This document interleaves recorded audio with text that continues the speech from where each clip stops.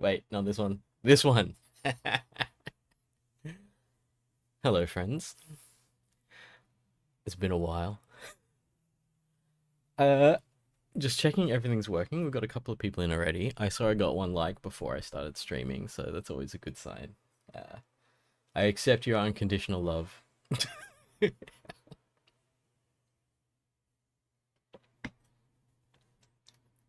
my delay at the moment?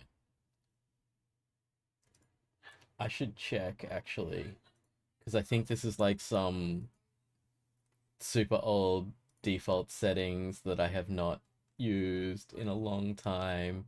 So I don't know how far behind chat will be from me. Let me see. It's probably okay. G'day, Hamish. Hi, Shrey. How's it doing? Um, yeah. So I don't have a lot of plans. Hello, Allergen. Uh, um, I appreciate. Oh, that's how I can tell how far the delay is. I took a drink and then I looked at when preview Mark on my other monitor took a drink, and then I know it's only about like 5 seconds or something like that. So that's good. How's everyone doing? It has been a while. I realized when I was setting up the stream on the channel and stuff like that, I should probably say in Discord that I've gone live, but I think it's fairly obvious. I think if people were waiting for it, they were already waiting for it. Hey, Gordon. Um, what do we? Let's copy this link and I'll put it in my Discord. I should probably publicize my Discord a bit more.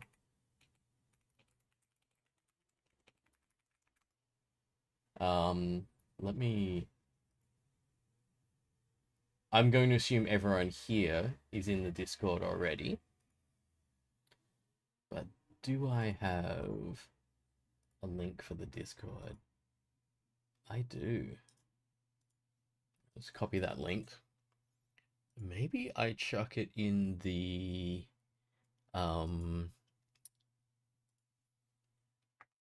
yeah, I'll chuck it in the video description.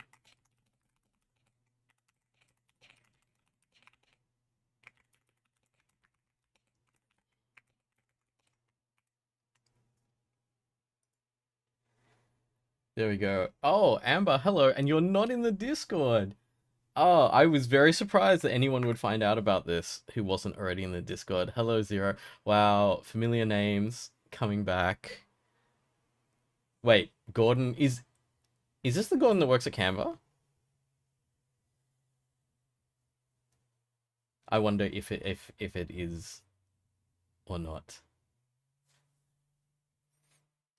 Um, hello, Dongshu. How's it going?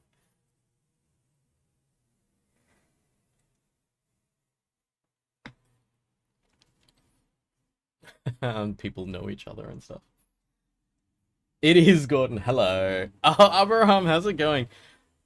Abraham, I heard from someone something about what is it? A photo of me went through Atlassian somewhere. It was like a friend of mine was talking about something completely random at Atlassian. I think it was like they're playing Smash Brothers with people from Canva, and I happened to be there because he's an old friend, so he just pinged me.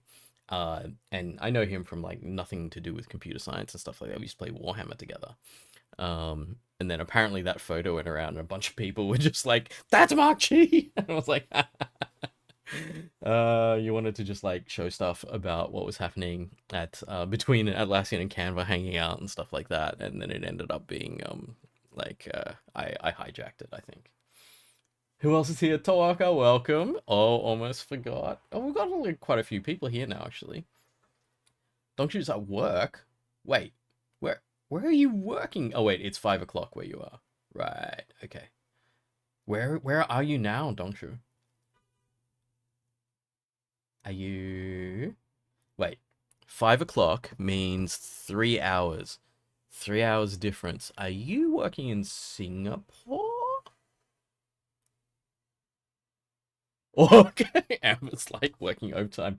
Kaichi, how's it going? Ooh, some of you still have moderator status here. Look at that. I'm assuming that's from graphics, right? I must have made you a moderator during graphics. This is quite funny. Yeah. Yeah, yeah, you are. You got the little spanner and the different colored name. Don't ban anyone. Or do if it was like great if we get random people coming in and spamming us, you can ban them. That's great. Because I have forgotten most of what I used to know about how to run a stream or anything like that. I realized it's been 1.5 years, roughly, since I did my last stream, which is just like a one-off celebration because I'd come off my couple of years of burnout. It wasn't a couple of years. Actually, it might have been. Was it like 2 years? I don't know how long I didn't work for. And got that job at Canva, which oh, Amber, you did graphics last term. It's a different course, isn't it? Yes, Abraham was Jackson. Yeah. I was about to say it was Jackson Wang, and then I was like, no, that's not his name. That would be cool if I knew Jackson Wang, but no, I don't. Oh no, graphics is tragic. Okay. Let's Kit, hello, how's it going? Wow, okay, because there's a lot of people here. Maybe I should actually do something rather than just sit here and talk to everyone. Wham Booster, you modeled cats all day and got an HD. Wow, okay. Um well, I mean, I accidentally, when I taught graphics, I accidentally made it a Wham Tango rather than a Wham Booster. So I may have bricked some people's Whams when I ran that course because I got excited about all these cool features you can do with graphics, not realizing that I basically hadn't taught people how to do it. And I was like, you can get extra marks with this. And in the end, I made it a little too hard, had to dial it back. And yeah, and I think it was it was kind of like, hey, second iteration probably would have been really good.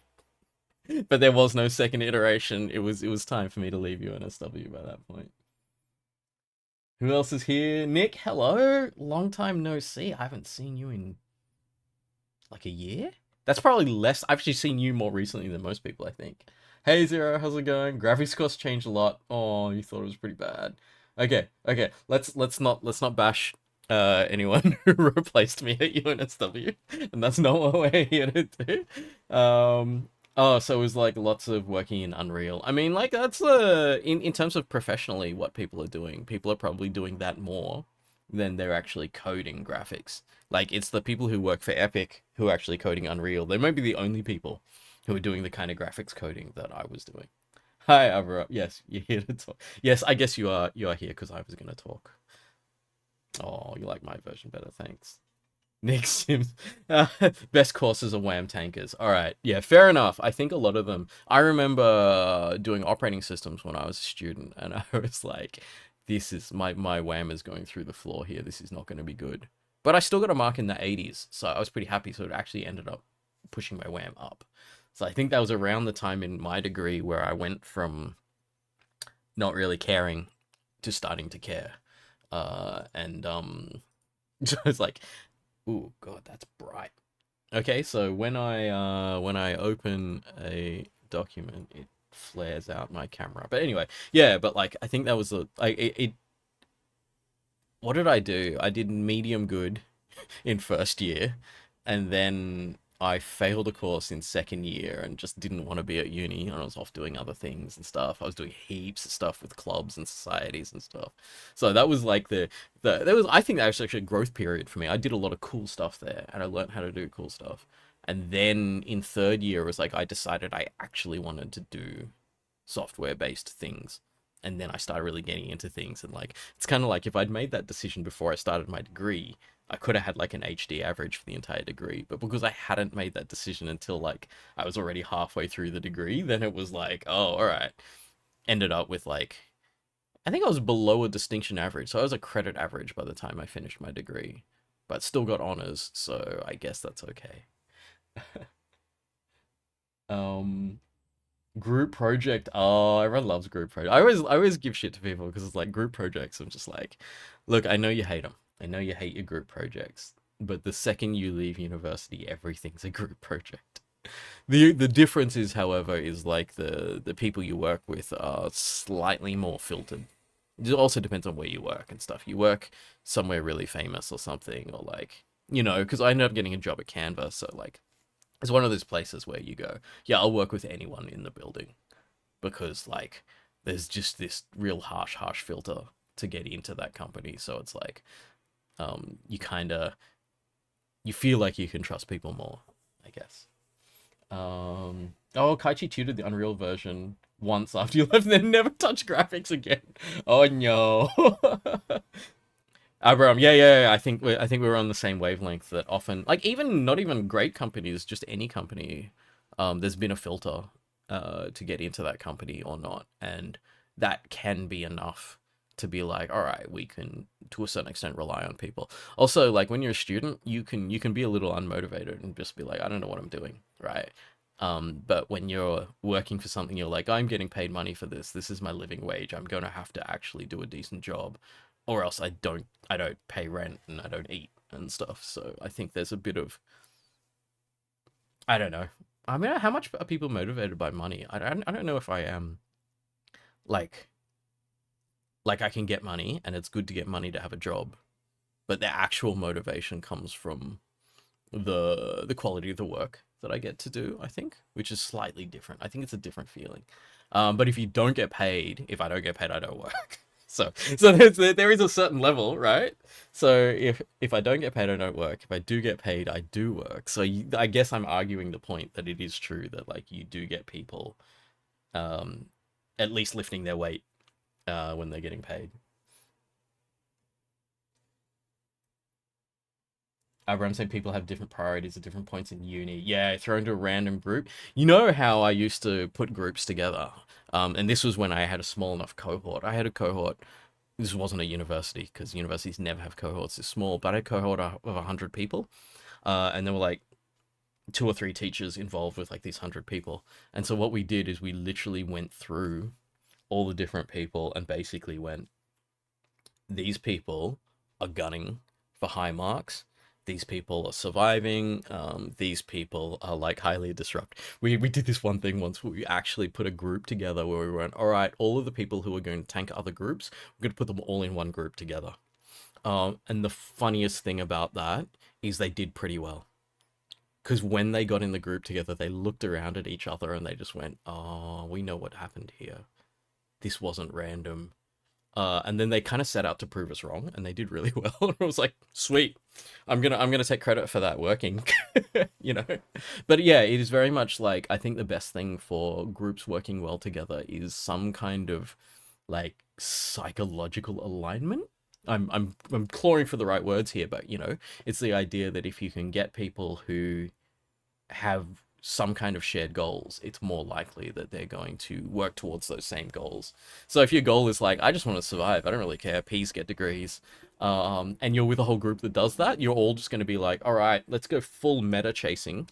We do exactly the things that score high marks, and we ignore anything that looks like some kind of like sweaty extra kind of thing. You just ignore that and you go, look, if we get over 50, these are the things that score us the highest marks for the least number of hours spent. That's it. Good. We're done. Move on.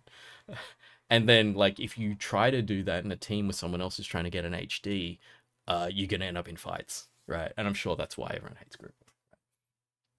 Yeah. Kaichi enjoyed the intern projects were grouped. You had to do heaps of your degree from overseas, though, Kaichi, right? You didn't actually get back to Sydney until, like, really late in it, yeah? Uh, Zero, yeah, it's hard to have a team member drop out when you're at work, yeah. Haljan saying, money is less of a pull motivator, more of a push motivator. Fear of getting fired, having zero money. Yeah. Felix, welcome back. Yes, we are back. I don't know. I don't know why. I kind of got just a tiny bit bored, and I was like talking to a friend who um is a game designer who's made actually successful games, like makes a living making games. Um, and he said, like you used to be a game developer and a producer, and you went off and did this career as a teacher. And he was like, teachers are the like the best game designers, and the best game designers are teachers, because if you consider most computer games, nearly start to finish, are an onboarding process. They're all about like taking people through and systemically teaching them how to interact with the mechanics. And if you do that well, it's beautiful. And if you do it badly, people hate the game, right? This is very much a thing. And he was like, you could totally make a game. And I was like, fuck it, dude, I'm gonna make a game. And I was like, all right, how do I go about this? And he said, you know, like all the stuff you're doing with teaching and stuff, like you've still got this community, like your students and stuff. Why don't you hop on with them and start building a game and and work with them, take their advice and stuff. So he told me to, I didn't look up, I didn't actually look this guy up, but he told me about this guy called Wilhelm Nyland, who made the game Totally Accurate Battle Simulator, if people know about that game. And he said, this guy just went on stream and just made this game bit by bit by bit. And he took all his like feedback from people on his stream and stuff like that. And then he built it up using that feedback and using advice from people on stream. And he said, you've already got an audience. You can totally do that. And not to, I didn't mention also that my audience are like absolute experts as well, because there are all these people, like my audience are like a whole bunch of people who now have like computer science degrees and stuff like that. So it's like the advice I'm going to get is top notch as well. So it's like, yeah, it's really cool. All right, let's see what's happening in chat. Haljan saying uni groups also have a lot of things to worry about. Yeah, yeah, availability is 9 to 5 and stuff. I think it's quite funny because I run a D&D campaign with my friends. It's not actually Dungeons and Dragons, but it's easier for me to just describe it like that. It's just a role-playing game campaign. And it's so funny because we have a session, we love it, you know, we're old friends, like we've been friends for like decades. And then it's like, all right, when's the next session? And we're just like, this weekend, next weekend, next weekend. And it ends up being like once every 3 weeks or something. And it's like, imagine trying to do a uni assignment where you can only get people together once every 3 weeks. That'd be like, all right, we're going to have one session. We're going to try to smash out the whole assignment in one session. So it's pretty funny. Where are we? Did I say hi to Mitchell? Hi, Mitchell. I can't remember if I did. Kaiji had spent 2 years overseas. That would have been 2020 and 2021, right? Because I remember that. Oh no, you might have been here at 2020 and then couldn't come back 2021. I can't remember. Talking to Kai Chi there. But what was I gonna say? Yeah, because I think you had to work for me in 2021, and we just had to have you remote the whole time. Abraham's asking, do I feel like I could do game dev for fun nowadays? Yes, that is the key. That's what we're going to do here. So what I'm going to do is I'm basically only going to work on this project Monday nights. I'm going to do it all live. Well, not all of it. Like if I need to just like install some software, I'll do it some other time. But what I'm going to do is slowly put together this thing. So tonight is like, I'm going to pitch you my ideas and get your advice on my ideas and stuff like that. And see whether you like it, and then try to figure out like today is like a pre-design. It's like a pre-design meeting where we think about concepts and stuff like that, and we also think about like what's the constraints, what kind of like infrastructure questions, like what software am I going to use and stuff like that. And this is so funny because like it just kind of goes back to the hilarity of like part of me is like, oh, do I know how to do this? And it's like, fuck, dude, of course you know how to do this. I taught hundreds and thousands of people how to do this. Even in Canva, I teach the whole engineering process, which is just like, how do you go from having no idea about something through to figuring out what you're gonna do, through to genuine kind of solution to problem. And I'm like, yeah, of course I can do this. It just depends on how much time I have and whether I can actually stick to this idea through to its fruition. So, there's another thing which is quite funny, which I think a whole lot of people who learnt from me already know. But like, obviously you don't necessarily say this kind of thing to people, but I've got ADHD. And it's really, really funny because I didn't find out about this until last year. So I was in my 40s before I figured out I had ADHD, and then I had this like incredible, it was actually really positive, incredible soul searching journey through my entire life, and was like, oh, that's why I did that thing, and that's why I did that. That's why I was so weird to those people and all this kind of stuff. And in the end, it was just like, oh, this is great. And then I was like, okay, do I go get officially diagnosed and get on meds and stuff like that? And it was kind of like, I'm here. I've gotten like multiple careers. I've been successful in lots of different work. Do I want to go on drugs to change my personality? And I was just like, oh, I actually think maybe I don't. Maybe it's better if I continue as I am. I don't know, because I had a friend who went through exactly the same journey as me, same time, but he went through proper medical route because he couldn't work. He's in a job that's like really 9 to 5. I think that's the benefit of being in tech, is like tech has some kind of remarkably high correlation with neurodiversity, and he's in a form of tech, but he's in like kind of security and DevOps side, which means he has hours where he has to be there and he's be watching things. And he was like, I can't focus. And then when he got on the drugs, he was just like, okay, I can I can actually focus better now. I can do my 9 to 5 and then go home, and I can relax when I get home. And so he said it's been really good for him to focus like that. Um, Me, I don't know. I'm kind of a pseudo creative because I work in kind of teaching people and communications and stuff like that. That's the kind of work I do at Canva. I'm actually in between different roles at Canva. I'm just jumping from one to another at the moment. And so being that kind of creative communications thing means I don't necessarily need to lock in that 9 to 5ness. And also, I don't know, do the drugs dull my creativity? I haven't tried them. I don't know. I don't necessarily want to go through the whole process. I love how many, what I reckon, how many people with ADHD are undiagnosed because we can't be bothered going through the process to get diagnosed. Like, it's such a like a thing, right? It's like, yeah. Okay, let me go back to chat. Um, where were we? Where were we? 9 to 5. Zero says 9 to 5. Sometimes, even with 9 to 5 work, you just struggle to get co-worker meetings. Yeah. Nick Sims, teaching equals game design is absolutely right. Yeah, yeah. I think they're really similar. Abraham had a question, and I think I answered it as you were writing it. Yeah, yeah. Nick Sims given Sasha made a course in game design too, could we have a collab? You know, we're old friends, right? You know, when we were filtering, like before CSE knew I was leaving, I was one of the people filtering the resumes um, for lecturers that we were going to hire. And when I saw that she was on the list, I was like, you take her, and then we'll look at everyone else, but you take her.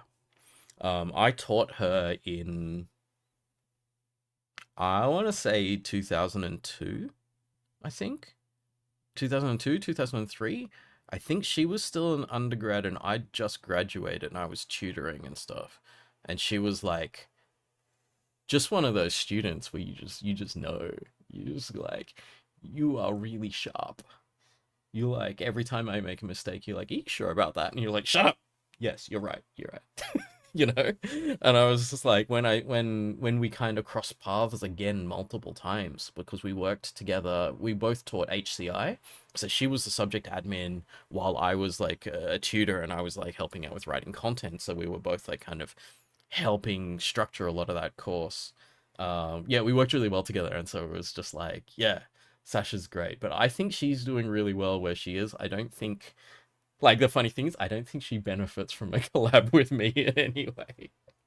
I think I'm so far outside the academic sphere at the moment that I wouldn't benefit her at all by helping her out. So I think what we need to do is we need to build something up here first. When I am a famous game dev streamer with a massive indie hit on Steam, then I can benefit her because then I can say I'm bringing in like game development expertise from outside or something. Until then, we are just gonna have to keep working on this thing and get it amazing. Abraham's like, if Sasha had more spare time, yeah. So maybe Sasha's super busy. Okay. Halogen's saying classic RPG scheduling mode. Yeah, totally. Nick's who lets inconvenient realities get in the way of cool stuff? You do. Oh. Kit saying shame. You were looking forward to the manual setup stream. Oh well, like I mean, like when if I flick to one of my other scenes in here that I haven't done in a million years, we'll see if any of my cameras turn off and stuff. I actually have behind me. You can see it there. There's a little tripod that is aimed at a little mat there that Chicken sits on. She's not here right now though, but if she comes later, I will set up Chicken Cam because I've actually got oh, okay, that is incorrect. There you go. Now you are watching me manually set up the stream.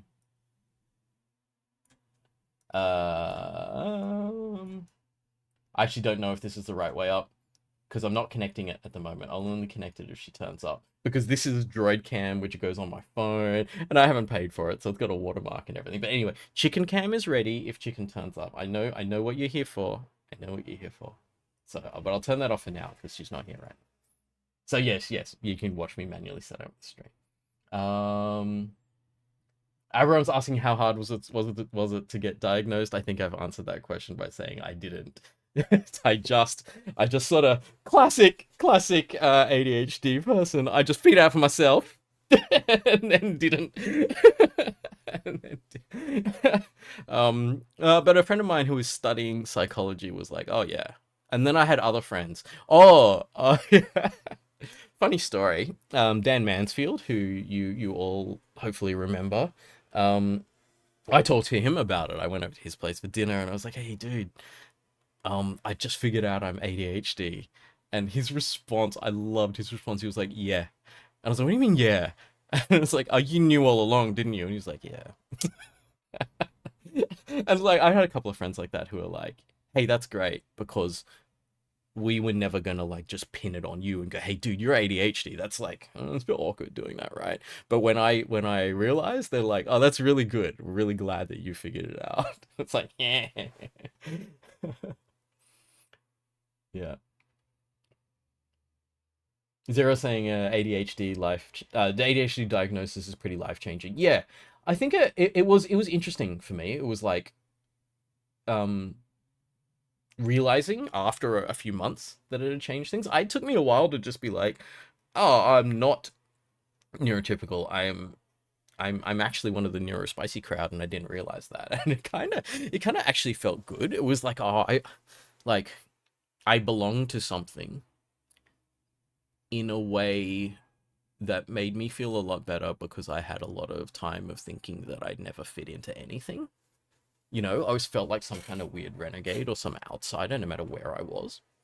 Um, so yeah, it's interesting to kind of know that maybe the feeling of being an outsider wasn't based on everyone hating me or something. It was just being wired up differently from other people. And then trying to force yourself to be like other people was what was making you feel bad. Because like like lifelong ADHD kind of like depression sits right next to it, because of that reason. Like I think of feeling like outside and separate from people. Oh, Zero has help there for Abram. Got diagnosed through a psych. You see GP for a mental health care plan, and then you go through. Oh wow. Took 3 months to see the psych, but you got diagnosed in the second session at $200 a session. That's actually incredibly cheap compared to what I've heard it could be. Oh, but then it took 9 months to see a psychiatrist to get the proper medication and stuff. Okay, so that's not too bad.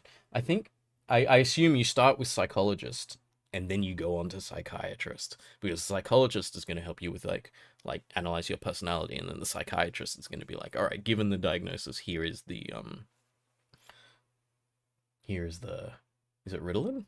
I don't know if everyone takes the same drugs or anything, but something like that, right? Anyway, I'm falling behind on chat.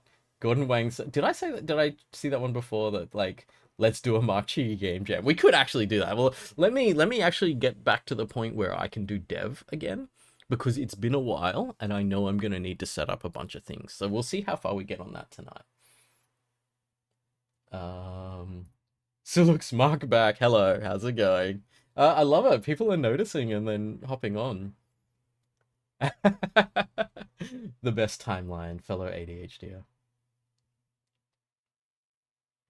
Sulux is saying that you just realized you know two people from Canva now. Do I ever interact with Zach Kaloglu? Yes. I've had lunch with him a few times. I think his partner has just recently started at Canva as well. So yeah, I've run into Zach a few times. He's like, it's kind of cool now. Like a lot of like the kind of distance from UNSW. It has been 3 years, I think, since I worked at UNSW. And this happened as well for AIE, the place I worked before, that after a few years, students kind of become friends. And it's kind of nice because we sort of like nearly can try to shed this hierarchy thing. Although I still end up doing like a bunch of career mentoring for people now, but like I'm happy to do that. It's kind of nice. It's kind of like I love to talk to people and hear about where they are nowadays.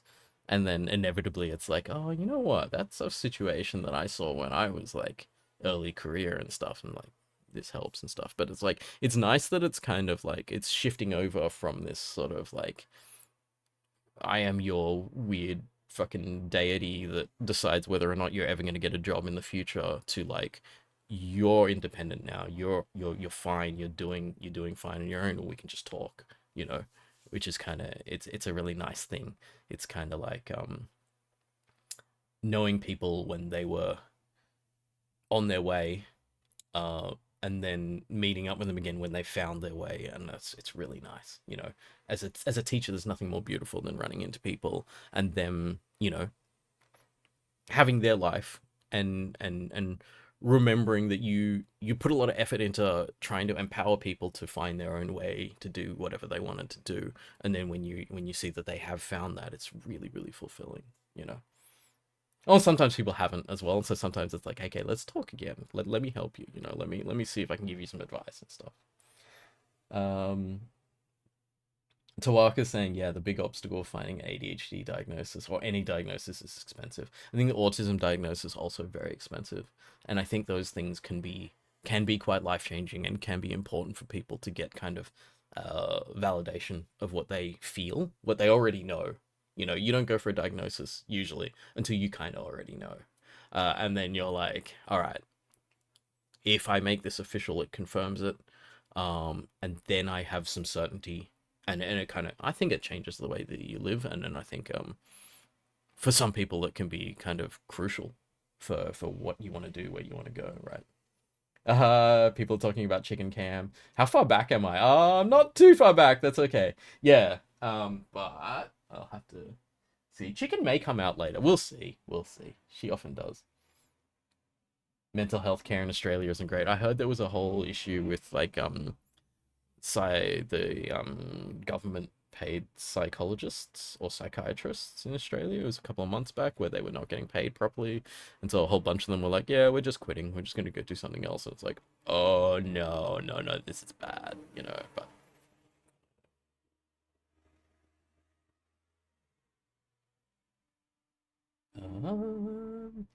all right, wow, this is like everyone's like looking at diagnose. See, I told you there was a really high correlation between tech and neurodiversity.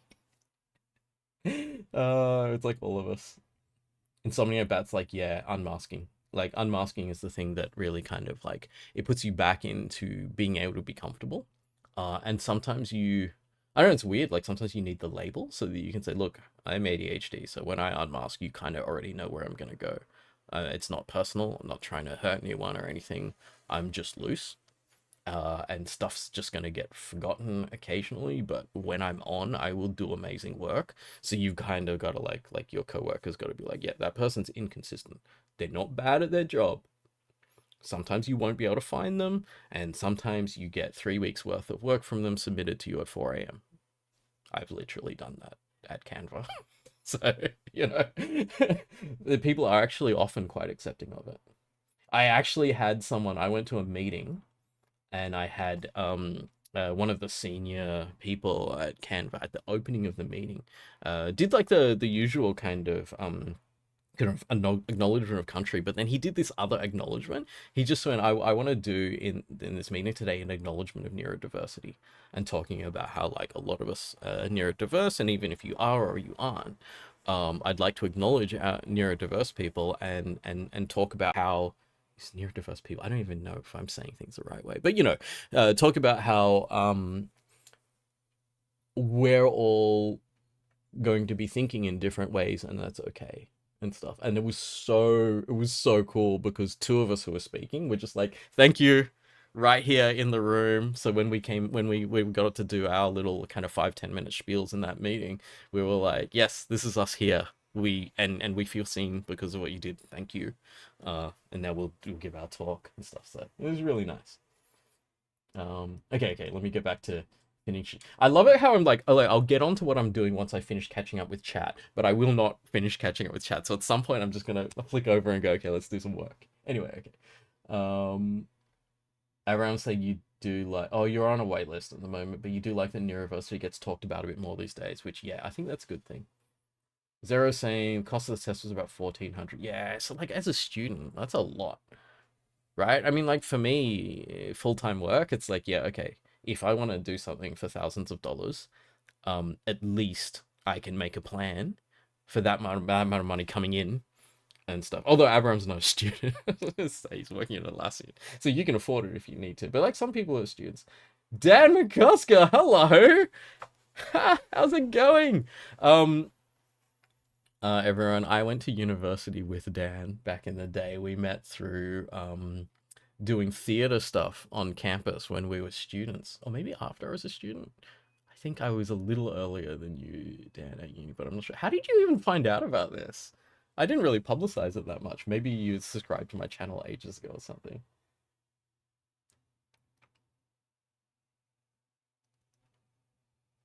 All right. So they said you weren't, and then they said you were.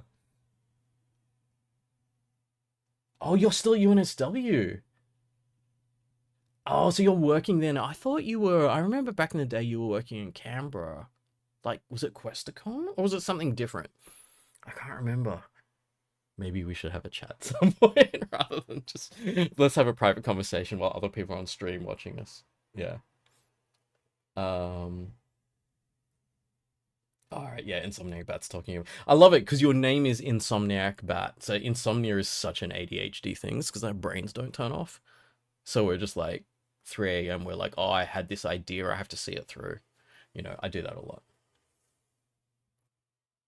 Haljan saying diagnosis equals access to support aspect. Yeah, definitely. You don't have an ELP, anything for uni, even though it probably would help. Yeah, I realized that maybe I should have had one the whole way through uni. And that's why I went off the rails in second year and ended up failing a course and running around and just ignoring uni and things like that. Dan McCusker.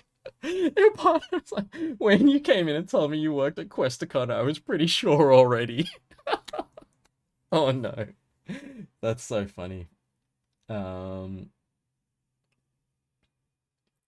Tawaka, yeah, one hand, I want to try to go through diagnosis, see if it explains some things. On the other hand, what if it's nothing and I'm just like this? I think I think that's nearly a correct diagnosis already. The fact that you're wondering that like that is you're probably you probably are. You don't even need the diagnosis. There you go. I in my completely unprofessional opinion give you a tick.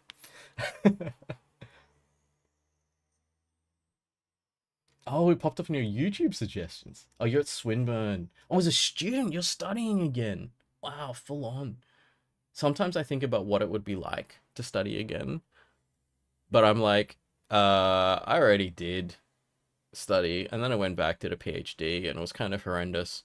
And every time I spend like more than 2 years at a stretch at UNSW, I come up with some kind of psychological damage. So I should probably stop doing that. I mean, I've gone corporate nowadays. I work for corporate tech, so it's a I'm in a different game now. I don't have to do the academic thing. Mark will be professionally diagnosing people tonight. Oh god. Oh god.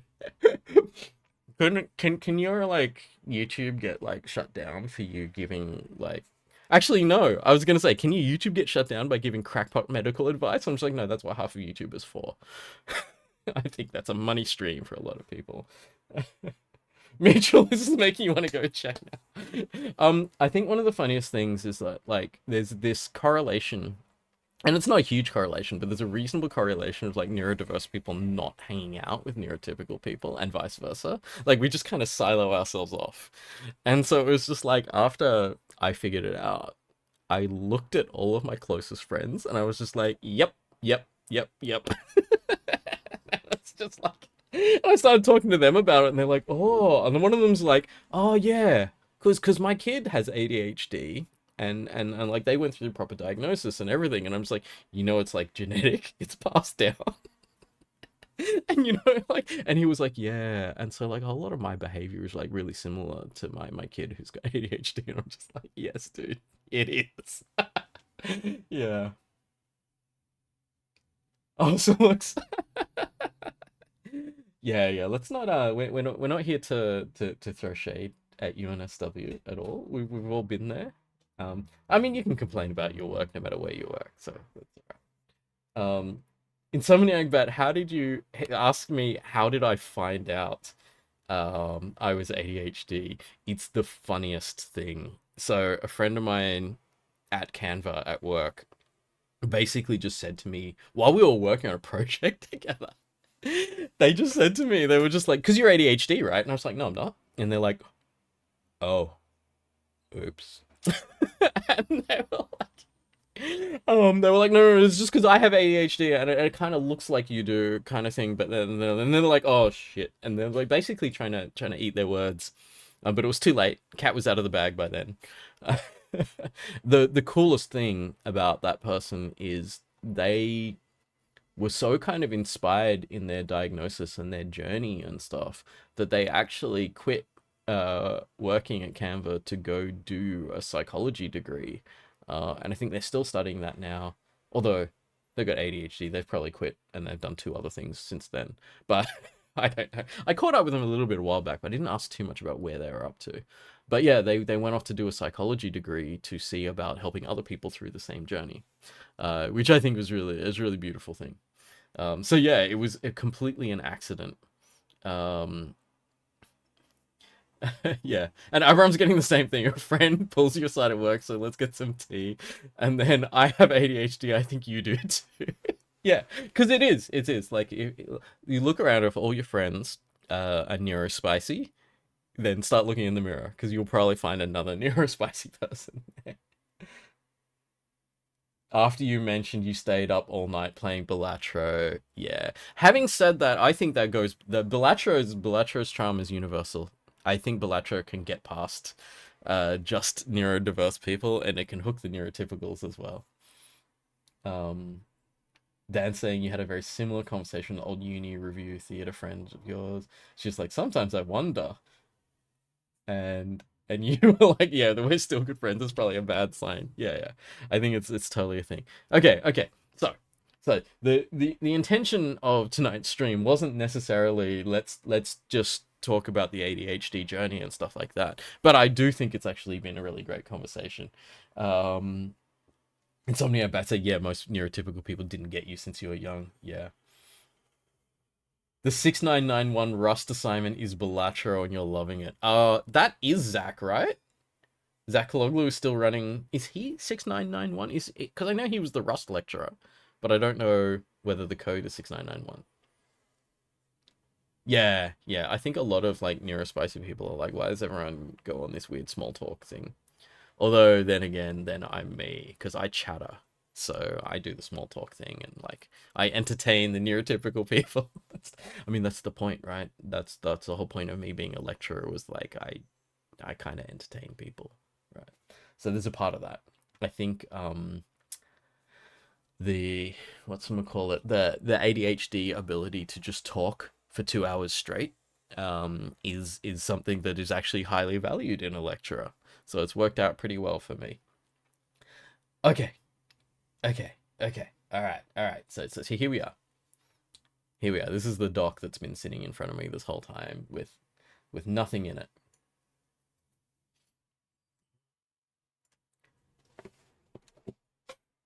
Um So I today I need to get some get some ideas onto this. So let me zoom this in a bit more so that everyone can read it. I don't know if people like watching on their phones and stuff. See, I do remember some stuff about streaming.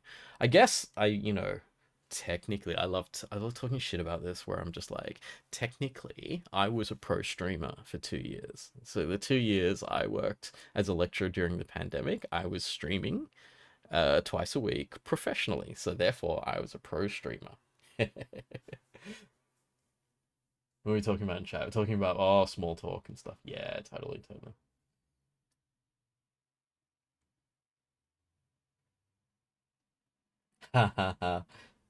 When you're stimming and then then someone notices and it's like and they go like, yeah, I do that for my ADHD.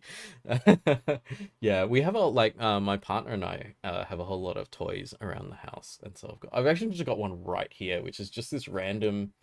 It's like a fake plastic cookie, but it's got magnets, so you can just rotate it and stuff, and it's on my desk, and it's like it's so funny because I didn't think I needed it, but then I play with it all the time, so it's like okay. Okay. Um, what are we talking about today? Okay, so what are my? I'm gonna zoom this in further. Is that too much? No, looking at my little screen on the side, that's a decent size. Um, okay. So, first question is why. Um, Easiest answer of this is for fun. I haven't even said what I'm doing, but I'm just saying why. Like, oh, so the question could be like, why am I streaming? Why am I planning on doing things on Monday nights and stuff like that? Um, and so I'm gonna say fun is one thing, coding as a hobby. So it's interesting, right? Because I coded professionally for a few years, but never really that full on. I was never like there's a bunch of you out there, especially in this chat here. There's a bunch of you out there who are professional programmers, and you're going to be like coding day to day and stuff like that. And uh, I'm not that because I taught coding for years, so 6 or 7 years. And then I even joined a big tech company, but not as a coder, as both an educator and communicator kind of thing. So again, the joke I used to always say is that I got better at programming people than programming computers. But that doesn't mean I didn't like coding enough to want to do it occasionally. So if I say I'm just going to dedicate one night a week to doing some coding, like that's okay. That's like a very minimal amount. That's like a nice hobby level stuff. So gonna do some coding as a hobby, but also um, we're gonna test this premise that game design and teaching are uh, an intertwined kind of thing. So the the pitch. I was about to write elevator pitch because this kind of is that, right? Um, make a game from scratch. Let's take out from scratch. That doesn't. Of course, it's going to be from scratch, as in could be in a game engine or something. So it's not necessarily from scratch. Make a game, and this is my idea, right? That teaches people how to code. And when I pitch it like that, right? If I pitch it like that in a single sentence, I've basically just gone, who is Mark? I still looks yes, I exactly thought that when I wrote that. It was like make it in scratch. I was like, no, no, no, no, no, no, no, no, no. All of you stop.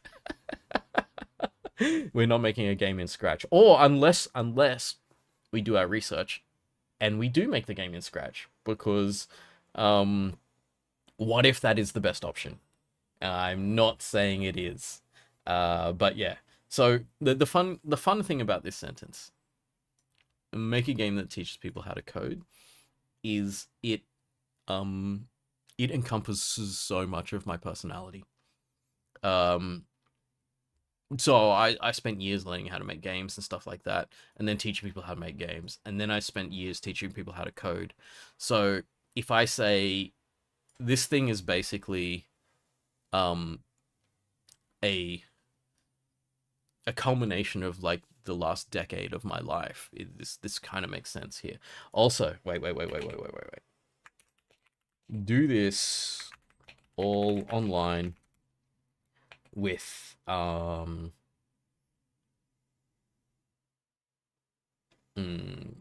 what do I say here? With collaboration from anyone who wants to give advice, etc. So basically, yeah, I'll do this on oh god, Amber said Roblox.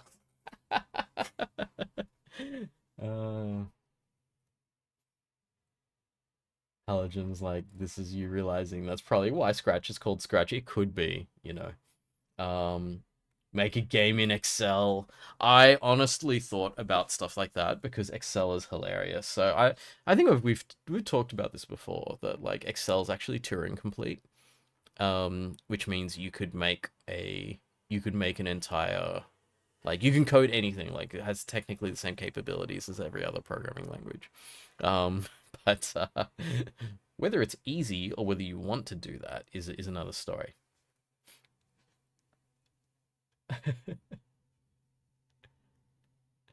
Hi, cat. Wait, were you here before? Or you just noticed it? Excel has embedded Python now. Okay, well, embedded Python means you can do anything at that point. Um, you know what the funniest thing was? The funniest thing I discovered that someone told me when I was like, dropping my bombs and just going, "Hey, did you know that Excel is Turing complete?" They just went like, "Okay, I'm going to take you one step further. Did you know that PowerPoint is Turing complete?" And I was just like, "What?" And they were like, "If you consider each slide as a single bit, and you just basically put a one or a zero in each slide, you have a tape with ones and zeros on it. And then you can navigate between slides with links to other slides. You've basically got a Turing machine there." And I was just like, no, no. We're going to use an entire page of a presentation for a single bit. I'm just like, it's the least efficient machine ever made, but also hilarious because it actually probably would work. We're not going to do that. Dancing, there's a Swinburne game jam recently, prerequisite being that it need to be made on office productivity software. Oh my god. Is that still Malcolm? Is Malcolm Ryan still running that stuff? Because he was... Wait, Swinburne, sorry, wrong university. I apologize. He's Macquarie. There is someone at Swinburne, though, who has been running the game stuff there for quite a few years, and from what I've heard, they're really, really good. Because when I was teaching games and we were all kind of competing for spots in the uh I don't know why my mind's blanking. Actually, I do know because I've got ADHD. The game conference that's on just before PAX every year, um we would all compete for spots uh in the student showcase there. And I was always like having to fight against people like Swinburne for those spots and stuff. So I always knew that there was someone there who was doing really good work with their students. Zero says, "Oh, you should include VBA." I guess if we put VBA in PowerPoint, that'd be very easy, right? Um. Oh, Halogen, you've been super functional. Wait, GCAP. That's it. Yeah, thank you. Um. I don't know why I forgot that, but again, I do know why I forgot that. Tawaka saying, you learned today you can do XEE, is it? XML external entity from an Excel file. Yeah. There's also some stuff, I've never looked it up, but like the Excel esports stuff. And that stuff looks really interesting. When I decided I was gonna do like kind of streaming comeback, the other idea in my head was like, all right, follow me on my journey to become an Excel esports competitor. Because I was genuinely interested. I thought this could be kind of funny. And then I was like, no, let's not do that. That's one of those ADHD ideas that pops up for a second, and then you're like, that'd be so cool. And then, like, 10 minutes later, you're like, nah, not cool. Whereas this idea to make a game teaches people how to code and include all of you in my decisions for what I'm doing um, seems like a better idea and one that's more likely to finish. I was talking to someone at work today about this and saying, "Oh, I'm streaming again." There's again another ex-student who works at Canva, and they were saying, no, they weren't. I was saying like I still don't know whether I'm going to finish this because I don't know how long it would take and how long I can keep up the effort. But like, let's go for it anyway. Dan, yeah, we're in our 40s. Memory isn't what it was. Yeah, it's so funny. Okay. So, coming back to this, we have an idea, and so we need to think about like we need to think about this from multiple different perspectives, right? So, um,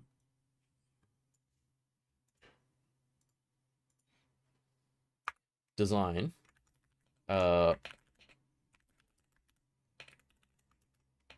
What's the gameplay loop? What are the structures, I guess, that I don't know if structures is the right word. Gameplay elements that people interact with. What's your goal in the game? I don't know. Yeah, actually, these things do need to be thought about, right? Yeah, Zero, you were talking about functional programming before, right? It's like getting satisfying solving stuff that just formulas. Hamish is talking about Excel's a speed run, yeah. Oh, but cool. Yeah, Excel World Championships. So I saw a video about the Excel World Championships. They have a theme song, like a literal song that they play at the Excel World Championships, and that made me laugh a lot. But also, it's kind of awesome that people love it so much that someone bothered to write a song about it, and then they play it, and they have a full-on esports thing. Like, it's so cool. It's kind of like that, and also Farming Simulator has this huge following as an esport as well. And I love how there's these games that it's like, look, it didn't matter whether these things had fancy graphics or like were entirely combat oriented and stuff like that. We will compete over all kinds of really interesting things either way. So I love that they exist. I think that's super cool because like everyone knows that we're gonna like compete over like Valorant and LOL and stuff. Speaking of which, Riot Games is based in Sydney, so like I've got heaps of friends who work there as well. Um, yeah, actually not all of Riot's in Sydney, obviously. I think it's mostly LA. But it's kind of cool that we have an office in Sydney making a lot of games. I would love to be able to say the same thing about Ubisoft, but they shut down their Sydney office a few months ago. Um, I hope those people have found something to do since. A lot of people I used to work with were there as well. Dan saying people make games. Yeah, people make games is such a fun YouTube channel because they go deep in really interesting ways on things. And when people make games did the thing on Farming Simulator, I liked it because they were very respectful. They were like, we're not going to laugh at you for competing over a game that is like seen by some people as a trivial game. If you respect the game and you respect the competition, we will respect you in our coverage of it. And I thought that was really nice of them to do. Like they were very honest that they didn't understand, but at the same time they were like, no, this is great. Tawaka saying Pixel Art Academy. Oh, okay.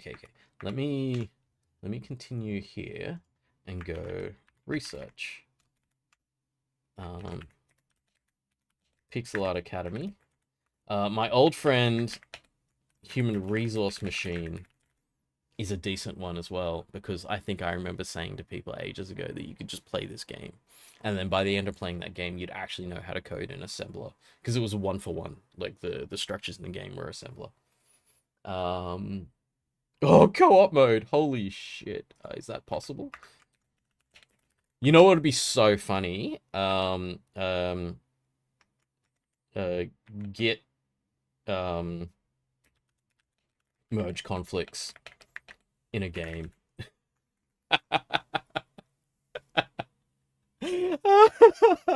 How to make a game out of something that like the entire coding community hates having to deal with.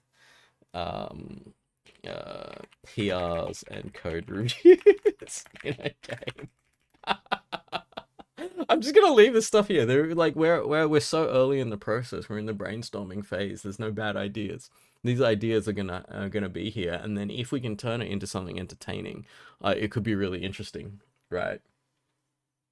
So we're talking about co-op mode. Abraham says, on that note, Split Fiction looks sick. Split Fiction is awesome. My partner and I have started playing it, and really, it's really good. It's unfortunately, I think, harder than It Takes Two. So it's kind of like you got to be on the money to play that game, but it's still so good. So my prediction is I reckon they're going to take home another Game of the Year award because it's better than the last one, and the last game won Game of the Year. So yeah, we'll see how it goes. Zachtronics Games. Is that like Shenzhen IO and stuff like that?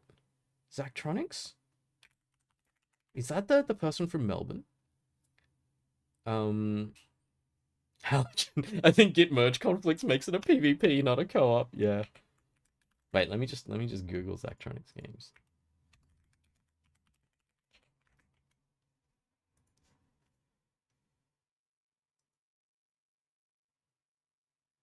Oh, it's actually no. Oh, I think I've heard of this. Last Call BBS.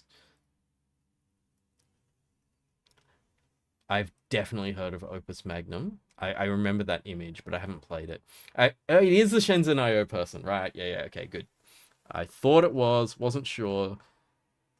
Is that makes this who? It's not just one person, is it? I thought it was just one person, but it's like about game division game development division of Alliance Media Holdings, which is like very, very corporate. It's not what I was expecting. I thought this would be an individual person. Charles saying pull request costs HP. That's just realism. Bots are stupid is another good one. Okay.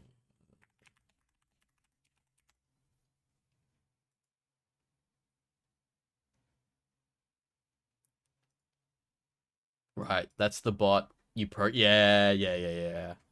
This is definitely something we could go with, this idea. What are we talking about here? Oh, Nix is talking about Helldivers. Oh, we're talking about co-op games. Helldivers has 6 sound design.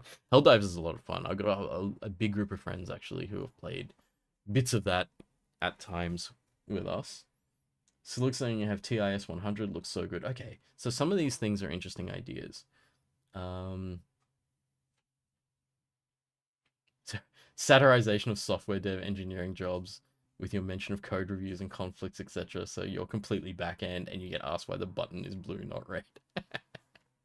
That would be interesting because I think that would be a story game in a sense. Or that's the story we can attach to the game.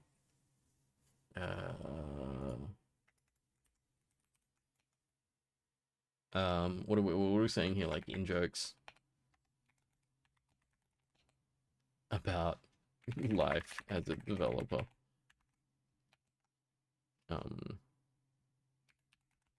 Critique having no idea what you do.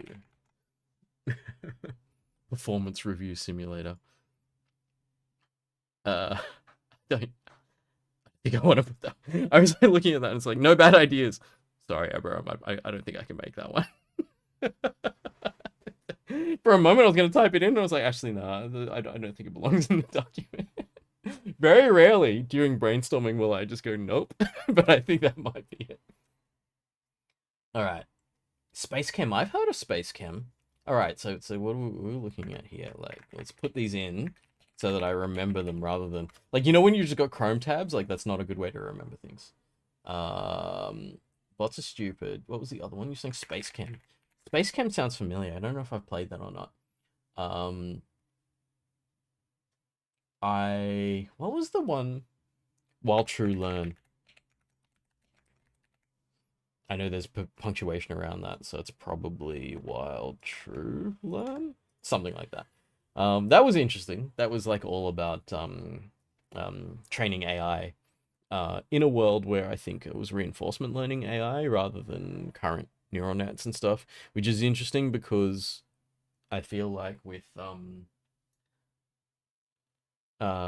if you don't have neural nets, you can see what's happening more easily. Because that was always the thing about neural networks. It's like you can never really tell what they're thinking. Whereas if you did reinforcement learning, you can see the numbers changing and you actually see what it's actually doing. Nicole, hello. How's it going? Good to see you. Oh, hi Olivia. Oh, um, welcome back. Wait. Is this? Oh no, different Liv. Sorry, I thought you were another one of the people that works at Canva, but I think that's the other. Um, that's Livia, not Olivia. I think. Sorry, I mistook you for someone else for a second. Mitchell Wang says make it gotcha. This could actually be really funny. Um, uh, have like random dopamine boxes to give you programming constructs.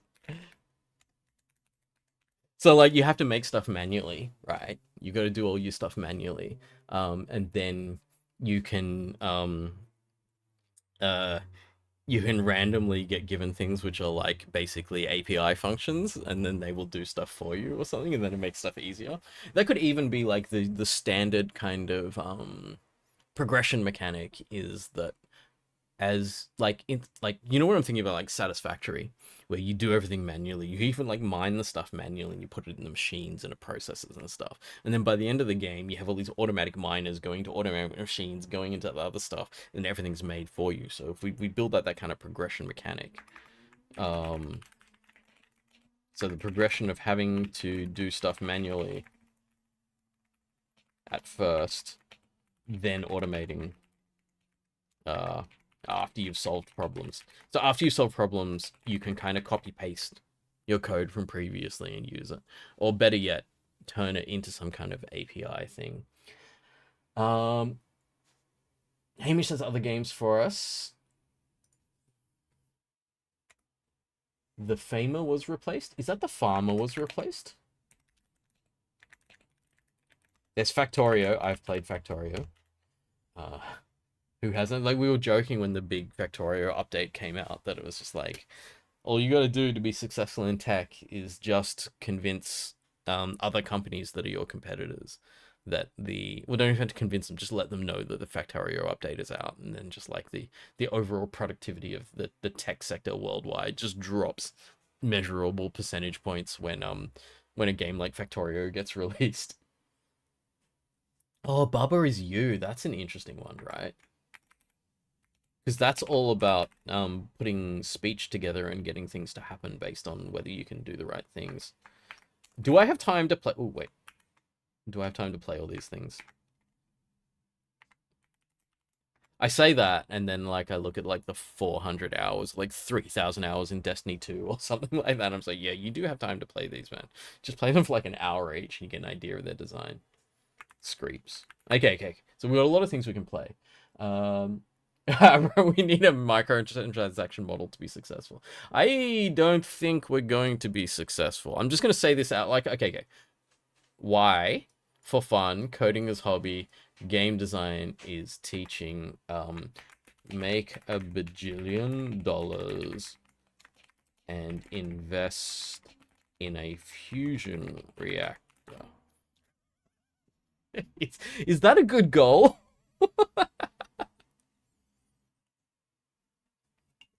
For those of you that don't know, it's a Genshin Impact joke. They made a bajillion dollars, and they literally invested in a company that was making a fusion reactor. I have no idea why that company invested in it, but hey, you know, they have a lot of money, and apparently they want to support random things. So let's just put in brackets here, this is not a real goal. Now I'm entirely open to making it big as an indie game dev and quitting my job. Like, I'm open to the idea, in the same way that everyone is open to that idea. But no one's gonna make it happen. Because Local Thunk did it last year. That's the person that made Balatro. And maybe like, you know, two or three people a year are gonna do that, while an extra sort of 5,000 people are gonna try and fail. So we are not going in with any intention of that happening. Uh, but if it comes our way, no worries. I'll take the weird lottery win if it happens. But otherwise, no. This is just something we do for the fun of it. Um,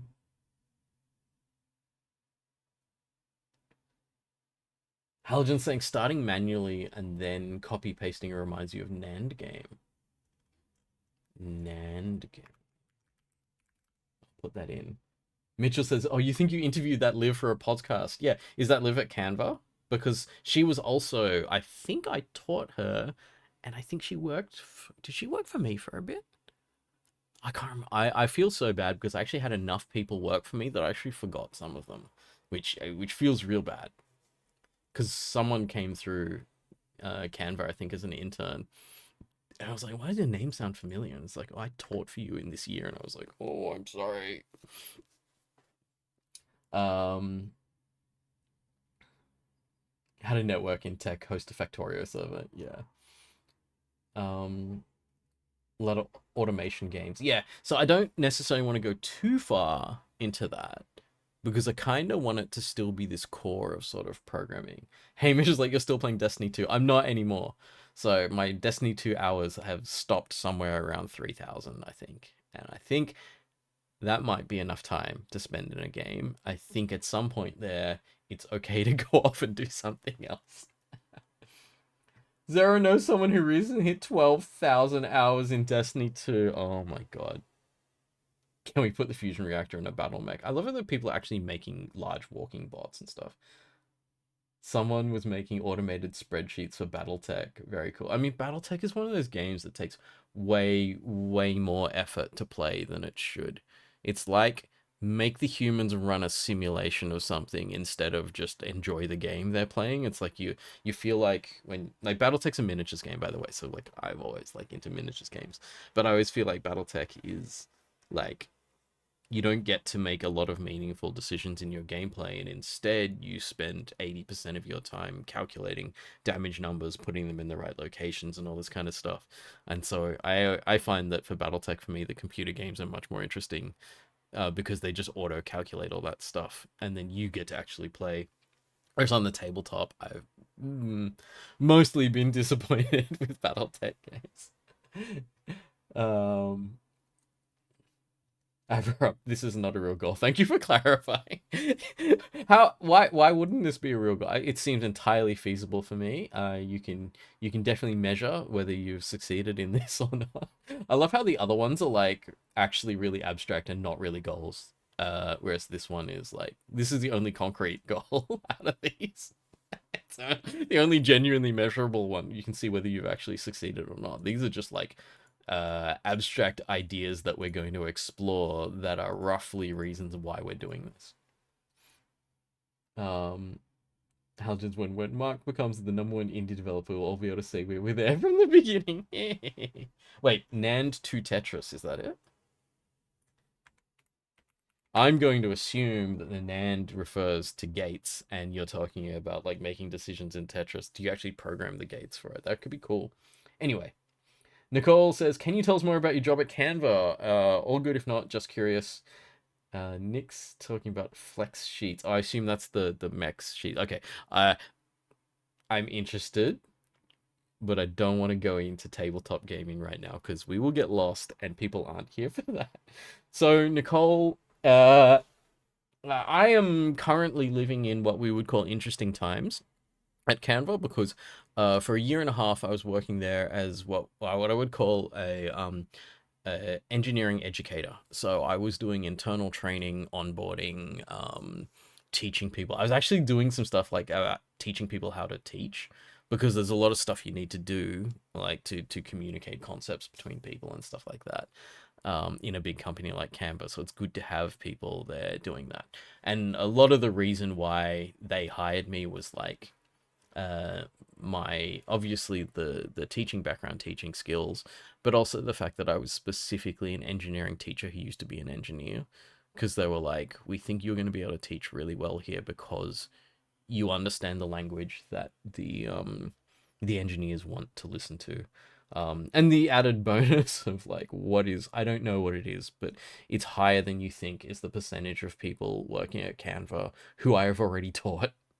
Because I go like every couple of days and someone comes up to me and goes, "Hey, you're Mark G," and I'm just like, "I am. Hi, who are you?" And they're like, "You taught me in XYZ year," and I'm just like, "Oh wow, awesome," and stuff. So I think there's this kind of like, I think the company sees a nice correlation there, that I can do kind of training and stuff like that. Um, oh, sorry to work. NAND game and NAND to Tetris are two different games. Obviously, two games getting into the whole um electric gates kind of thing. But that role at Canva has just come to an end, and I'm moving into a new one. Uh, I think that's all I can say. So it hasn't happened yet. So I don't think it's appropriate for me to talk about it yet, because honestly, I don't 100% know what it's going to be yet or anything. So I'm just kind of like, have done a lot of work in internal training and education and stuff, and then I will be doing a new thing soon, which is not entirely different, because it's still going to be like um kind of working with teaching stuff, but I can't say yet, because it hasn't really been, like, I haven't even had all the meetings yet to clarify what it is, so I probably shouldn't, like, not that it's necessarily company secrets, but if I say anything about it now, it's probably going to be wrong, because I haven't even talked to people about it yet. Yeah. Also, yes, Nicole, I'm an influencer. So I am here as a my official role. Like, the Canva's just a side gig. Here on YouTube is where it's. I think, what do we got here? We've got like a maximum of 25 to 26 people who have been on the stream tonight, which actually is really good. That's really nice. And it's really nice to have a whole bunch of people drop by. But I don't think that makes actual money. I think the YouTube numbers that make genuine money, from what I've seen of, like, like sometimes you watch YouTubers and then they put up that one video which is like, I quit my job and now I'm a YouTuber full time. I think the magic number is somewhere around 100,000 subscribers. Uh, and I'm gonna put a reasonable prediction out there that that's never gonna happen on my channel. I think also it might be even nicer if that never happens, honestly, because if we have this group of people and it's just us forever, there's actually something really nice about that. Because if I did get famous on YouTube, we would probably lose this interaction. We wouldn't sit around for an hour and just talk to each other about things, because I think that's actually kind of nice of what we're doing right now, is just talking about stuff while we pretend to do work in the background. This is kind of how I work anyway. So it's like, if I work with people who also have ADHD, they're like totally fine with it. We go on this ride and we jump around a document, we put stuff down, and then like, I feel like the neurotypical people would be like, we don't know what you're doing, but can you tell us when you can generate a result? It's like, my partner brought chicken in. I'm gonna bring her in. Hello? Oh.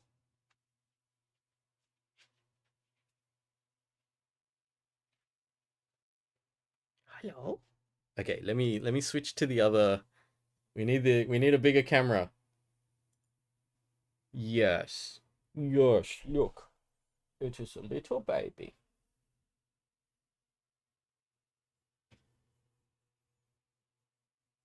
Oh, that's a bum.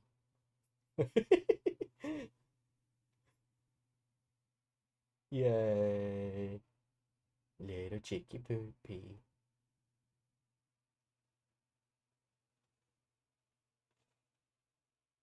It's been a while, hasn't it?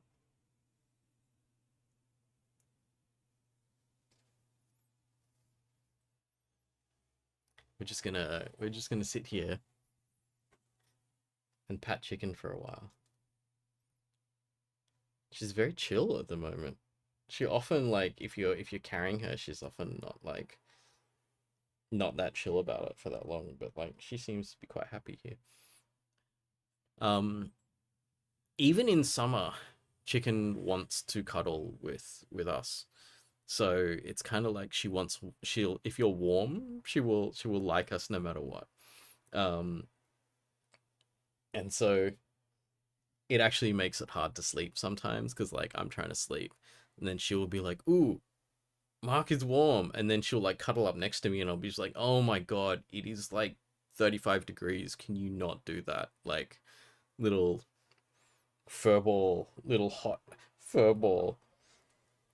And so it's like I've had to kind of over the years like get used to like sort of building little chicken traps on the bed, like put the blanket in like a little bit of a circle. Oh, are we moving? Are we moving?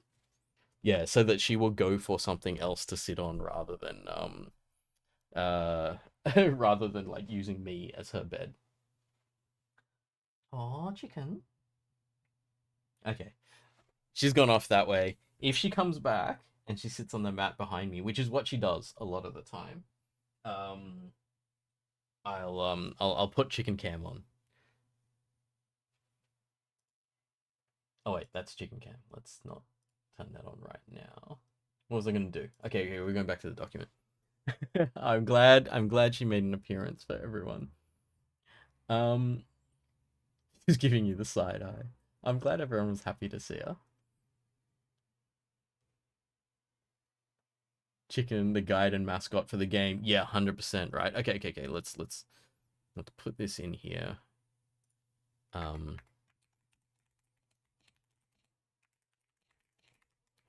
I mean, we could even have a character as a cat that suspiciously looks like chicken. We could 100% do that. Well, I mean, when I say we could 100% do that, I'm hoping someone out there, one of you, can actually do art, because I don't think that's necessarily what I would do. Actually, I don't know. Maybe nowadays. Like, let me show you.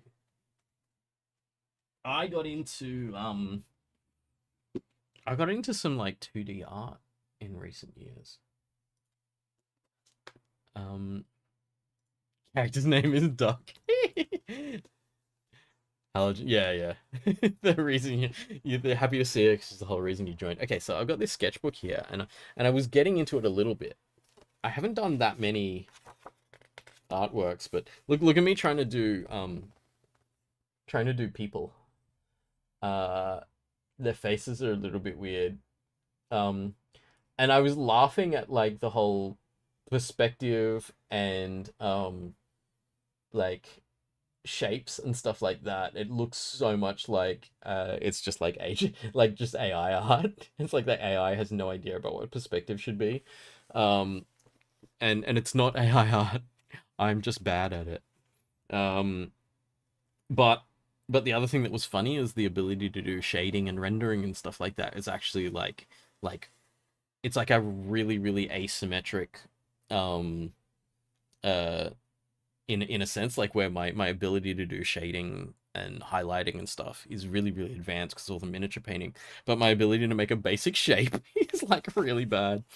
So I've started to kind of go, oops, sorry, that's the I gotta move this one a little further back. So this I started to get into like what I love doing stuff with, like what's my call it, landscapes and stuff instead of portraits and things. So this is a lot of fun because like I can do all this stuff, and like this was fun with this kind of like nighttime lighting and stuff.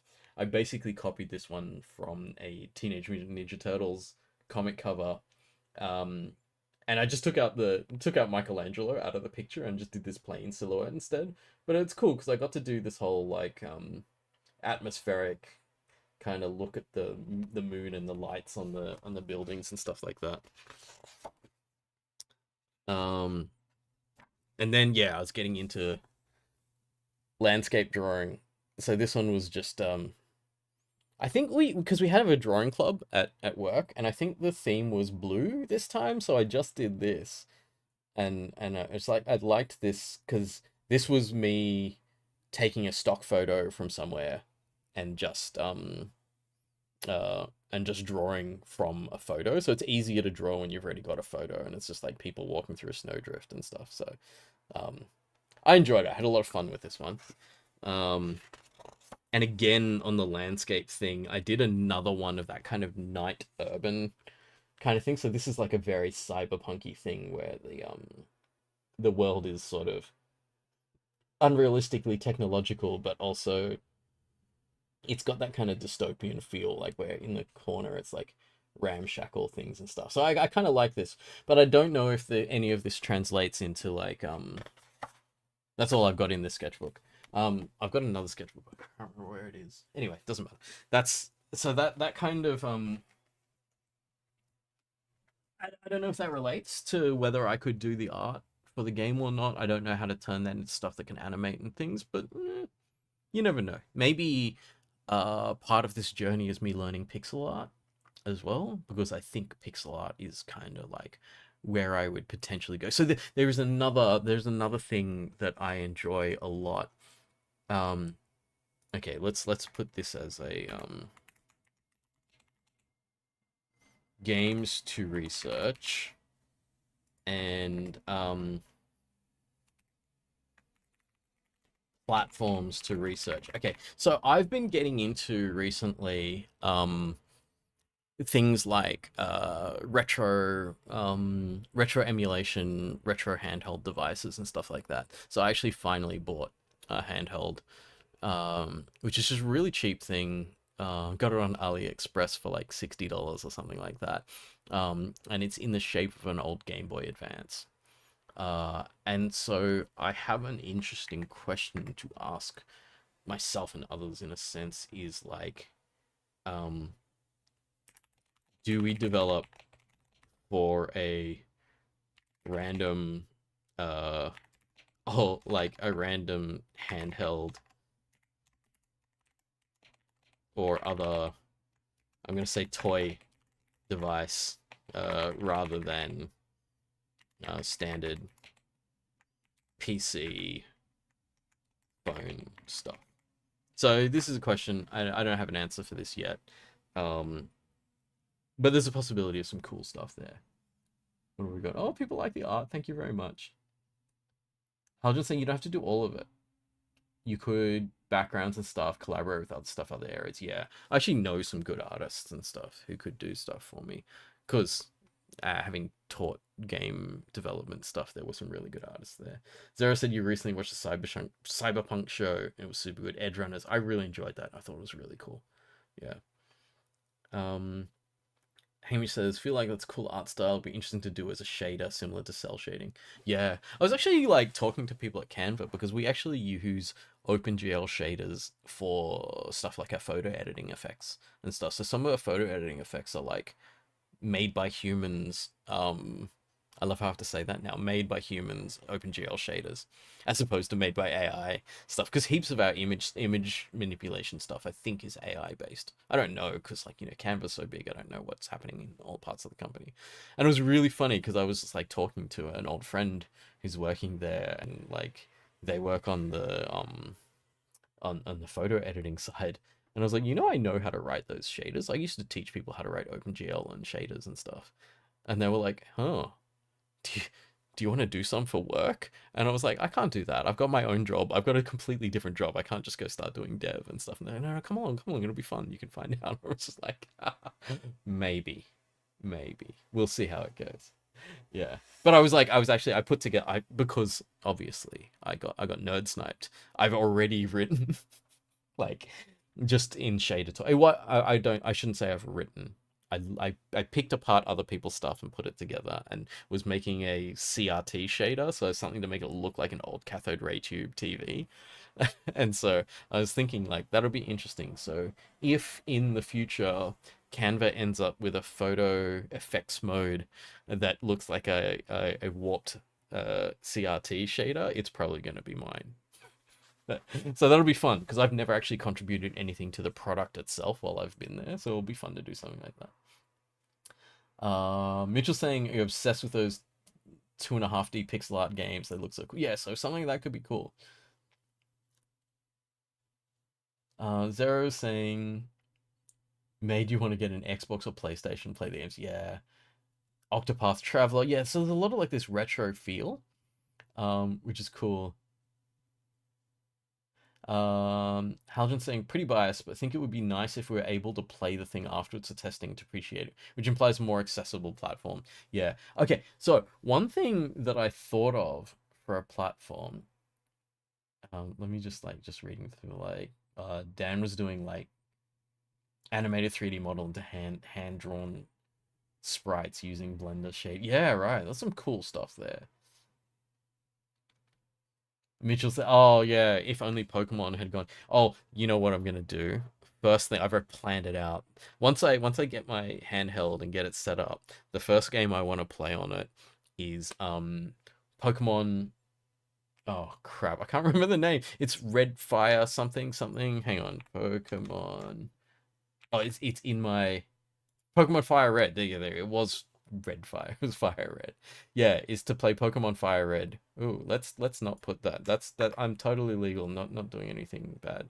Pokemon Fire Red, which is the Game Boy Advance remake of the first Pokemon Red. And I think that would be a really fun game to play on a little retro handheld because it's like the same classic kind of thing, and it'll be on a new emulated or like in the same form factor as the Game Boy Advance. So it's kind of perfect. And I have to admit, I've never played any of the old Pokemon games, so I think this would be a great way to see it. Um, Mitchell saying you'd love to make a ROM hack one. Yeah, like I don't know how to make ROM hacks. So like I feel like that would be an interesting thing to do. But let's not worry too much about it. Okay, so one thing that I was thinking of, and I'll put it past you, but I don't know if it's like a the best idea is the playdate. I don't know if people heard of this. Azera saying comparing Pokemon graphics years ago versus. Oh, I love it. I'm still on the face scene. I was looking stuff up, assuming that you could see what I was doing. Sorry. Okay, so the Playdate is this interesting little handheld that has this little crank handle on the side. And in the back of my head, I was like, okay, if we do some kind of programming game, we can actually use the crank handle to wind to go forward in time and then back in time. You know how like step through debugging allows you to see how your variables are changing and stuff like that. And I think that would be crucial in a game because you want to have that kind of real-time feel of what's happening. Doing that with a crank handle could be really cool. The downside to this is how the hell do we teach people how to code with a D-pad and an A and a B?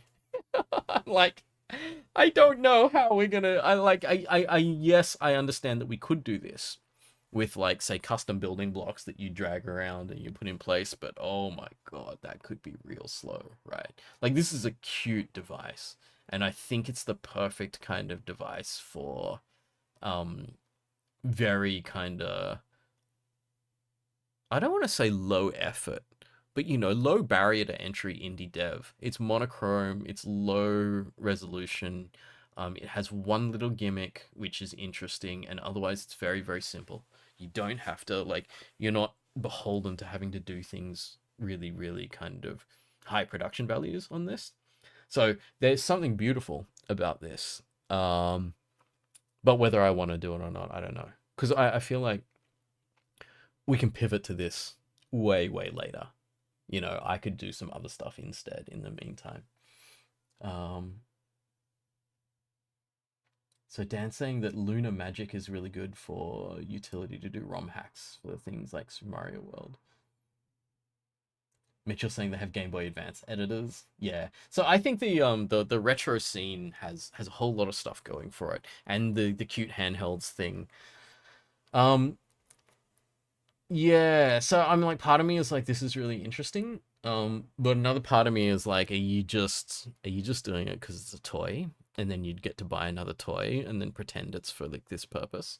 So we'll put it on the list of possibilities.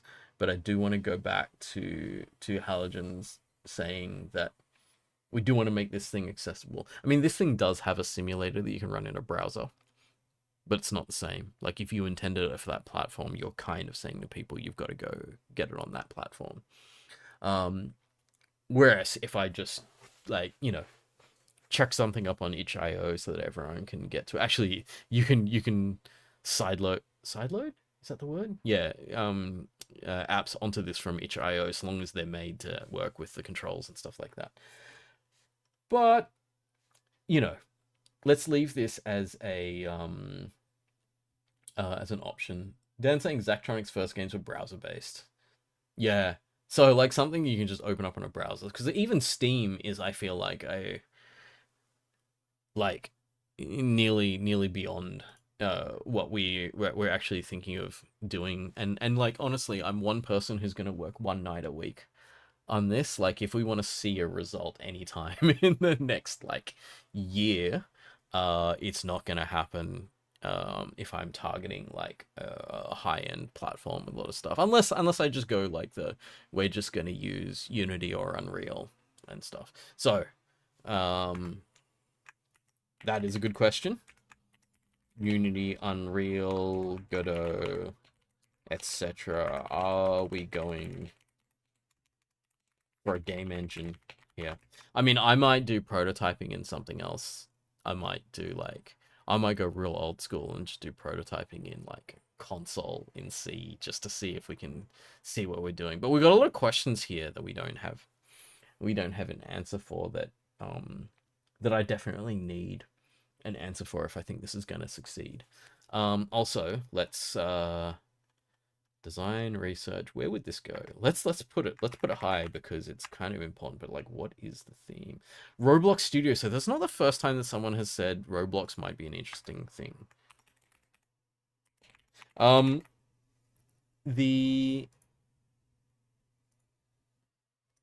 The interesting thing about that is, if I want to teach people how to code, Roblox has a much lower age bracket. I would actually be hitting people where they could learn how to code, as opposed to people who already know how to code, who are going to be like, yeah, I already know how to do this.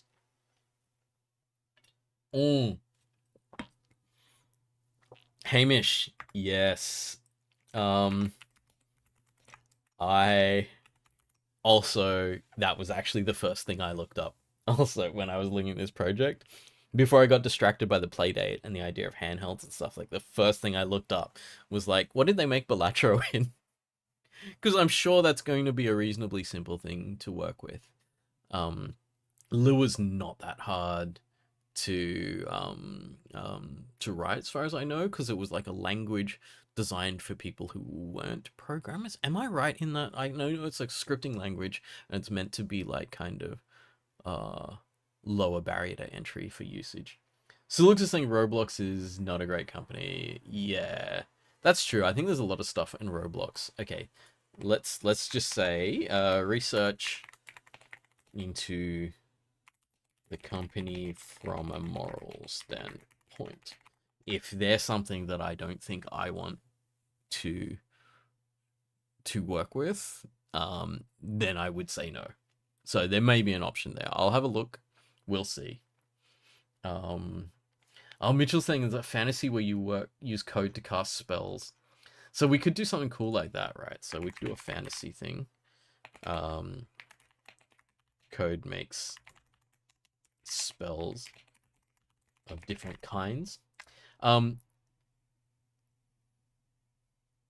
I'm saying the company itself, but there are people on the platform who are not great. Yeah.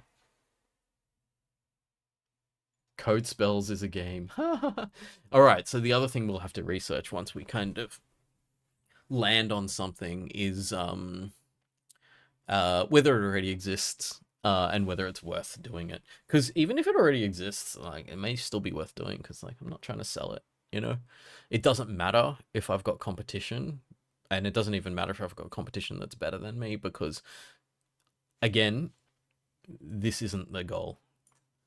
And if this stuff is the goal, then we're all fine. Like, yeah. Because I think, again,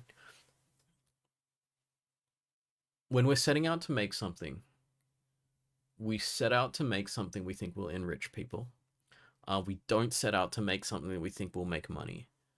Because if you are setting out to make money, then don't go into games at all, right? Um, I don't know, go buy crypto or something.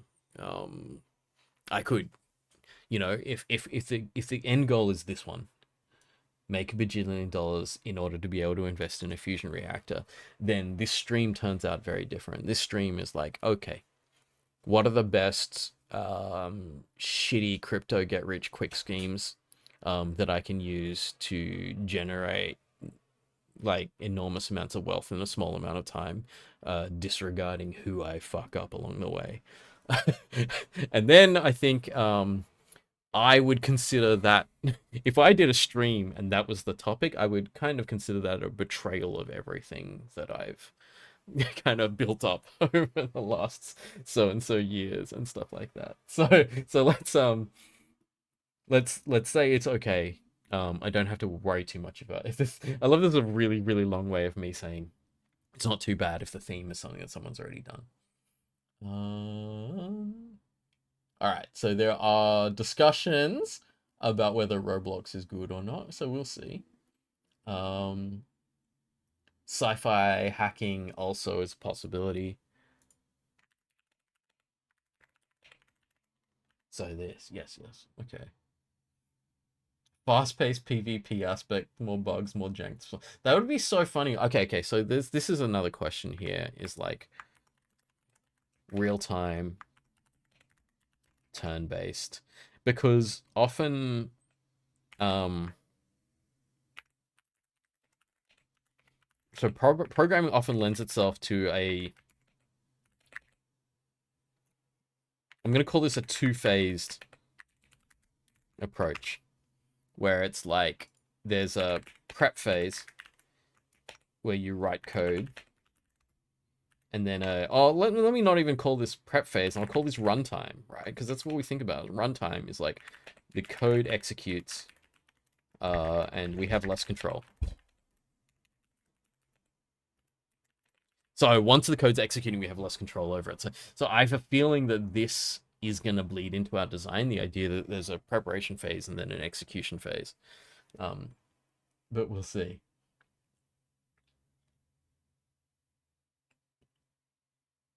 Something like a programming roguelite, Dead Cell style. We spawn at a random set of programming features available and need to make the best of it. That's super interesting. You can't copy paste the same solution every time. Makes an interesting challenge for both beginners and advanced programmers. Yeah, it's very interesting, Hamish. Speaking of roguelites, I just got into Slay the Spire because, funny enough, because a friend of mine bought the board game. And I was like, oh, I'm so far behind. Let me play the computer game. And then it was like 6 hours later. I was like, okay, I need to stop now. I need to stop and figure out what's happening in real life. Because that game scratches an itch, 100%. It is. I can't believe I hadn't played it before. And the board game's also really good because it scratches that itch in co-op, in like a social situation with your friends. I can highly recommend. I would nearly never recommend board games based on computer games because the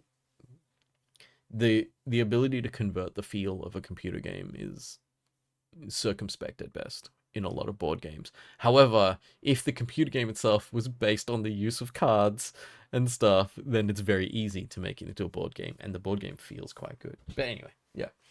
So you're introducing Marc Coin and Marc FTs. You know the Marc Coin already exists, right? It's not a genuine crypto coin, but that's a joke that went out in like who was in CSE Sock at the time?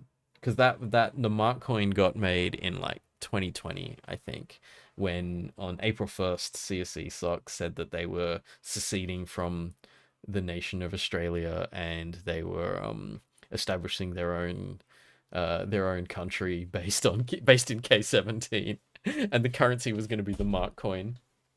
And then we put the Marc Coin into a graphics assignment. I think it was like a standard asset you could use, and you could animate the Marc Coin spinning and do like bump mapping on it and stuff. It was very, very silly. How's just like deck builder? Okay. We need to all these ideas are gonna be great, but I'm gonna need to like make some kind of simple prototype, I think. Okay, So talks about if it's fantasy theme, maybe bugs in your code can be like wild magic. Something completely random happens. Generally bad though to discover it. Okay. Um, bugs are wild magic interfering with code. Tawaka. So this is the point where when we do the Marc jam, the Marc game jam, Tawaka and Mitchell, because the two of you are really vibing on these ideas, could make a fantasy game with like programming things. Peglim's also a very good roguelike mashup with Peggle. Wait, Peggle is the Scrabble like one, is it? Is that the one where you get all the letters and you have to make words and you're the little worm? Is that the one I'm thinking of? Is that Peggle or something else? Let me. Is it the game I'm thinking of, or is it something else? No, the little worm in the letters is Bookworm Adventures. Why did I think that was Peggle? Is it because it comes from the same company? I think it's because it comes from the same company. PopCap. Yeah. Oh, I'm glad I zoomed in on that screenshot.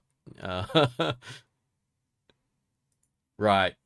Peggle's one with the little balls. Can recommend Peglin. Peggle is very much not that. Thanks, Amish. It's a pinball. Bookworm Adventures. See, let me make sure I was actually close to on the money there. Is it the same? Yes, okay, it's the same company, it's the same art style, so that's why it hit me.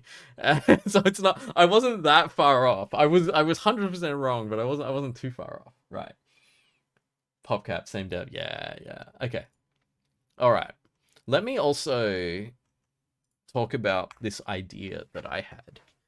Because obviously, like I said that I was going to do this stream 2 weeks ago, so obviously ideas came into my head as well. So the idea I had was chicken. That's not how you spell chicken. Where is she? Ah, she's not here. Although I think maybe my partner is already going to bed, which means chicken will follow her. Okay. So chicken maintaining Alan Turing's garden. The garden is a Turing machine. So you plant flowers in different plots in the garden. Hint, hint. The garden is RAM. Chicken's instructions are the program. So there's a mechanical kind of thing which is really, really one-to-one to a, not necessarily a Turing machine actually, but like the idea that you've got bits of RAM and then you can use your program to move amongst the RAM and change it and stuff. So that's something like that. Cooking mama, instead of cooking, it's programming. Instead of mama, it's chicken. Yes. Okay. Chicken cooking mama. Because we could do the same thing, right? So, chicken acts on a program. Inputs customer orders.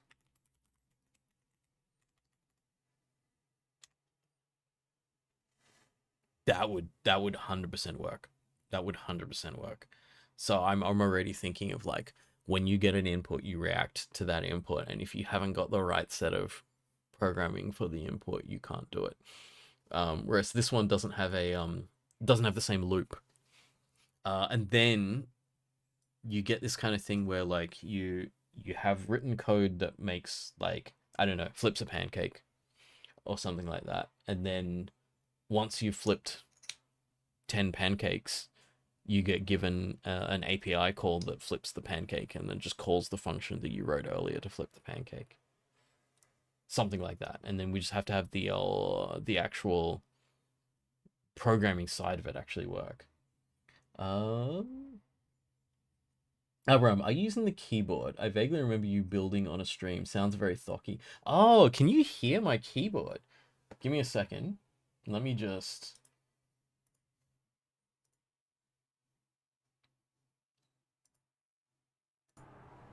Okay, do I sound different now? I have turned off the noise reduction on my keyboard. And I will move... Oh, check it out. I have a pro podcaster mic stand. I bought it so I could get myself more desk space. But yeah, so it's pretty funny. Okay, so I'm gonna move it down near my keyboard, and I'm gonna thock it.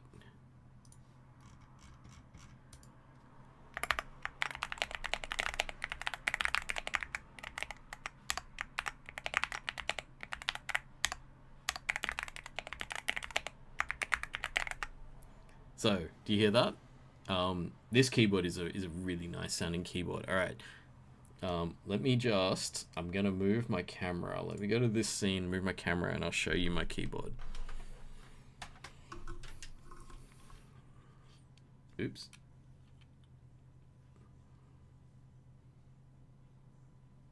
So, that's my keyboard. It is a Yunzi AL68, which is a really nice all aluminium. It's not actually 68. This is a 65% keyboard. Although I'm not sure if these keys make it a 68. And this is a custom set of Godzilla keycaps, Godzilla themed keycaps. So they've got like the Japanese writing, and this is not actually pure black. It's kind of like this slightly brownish black, like that Godzilla color. And it's got a bunch of these other colors, obviously Godzilla, and there's little symbols for it and stuff. So this is one I built up last year, I think. I actually have a chicken keycap. Where did I put it? Is it on my desk somewhere? What's on my desk? No. Oh, check this out. Free hugs. It's a face hugger. Anyway. Oh, hang on. The reason it looks blue, sorry. There we go. Turn off the backlighting, and then you can see the colors much better. Wait, that didn't turn off the backlight. Now we have rainbow backlighting. Apologies if anyone's getting motion sick with the... Olivia, it is indeed a Kazaha desk mat. Best boy, Kazuha. I don't even play Genshin Impact anymore. I mean, it's not that I don't still love gacha games. I play Honkai Star Rail and Zenless Zone Zero. But yeah, I bought this desk mat ages ago when I was like into Genshin a lot, because he was like my favorite character, because he was just like, he was so good. He was so overpowered, fit in every team and stuff. So he was my best boy for ages. Yeah, anyway, so there's my keyboard. Let me put this back up here and move my fancy microphone stand over here. Yeah, so it's great. I actually bought it after watching a YouTuber who was like, she did some really interesting reviews. What are they called? Switch and Click, I think. And she did these reviews where she was like, it's like kind of knowing that it's hard to tell from a YouTube video what a keyboard sounds like. So what she did was she actually did like 8 different keyboards in one video, and then did recordings of them all, and didn't tell you which ones they were. And then it was like, after listening to them, which ones do you like? And then she was like, this is the one. And this was actually one of the ones. I'll just make a clip of the keyboard sounds. Yeah. Hamish, are we pointing in a new direction now? It could just be the location, because we're on my monitor. Or did I move? Who knows? And I moved the mic as well. So yes, we could be. I could have changed my alignment, because it's just hooked onto the top of the monitor. So it's not perfect alignment. But as long as it's still looking mostly at me, should be okay. Anyway, so there's a little side thing. Okay, so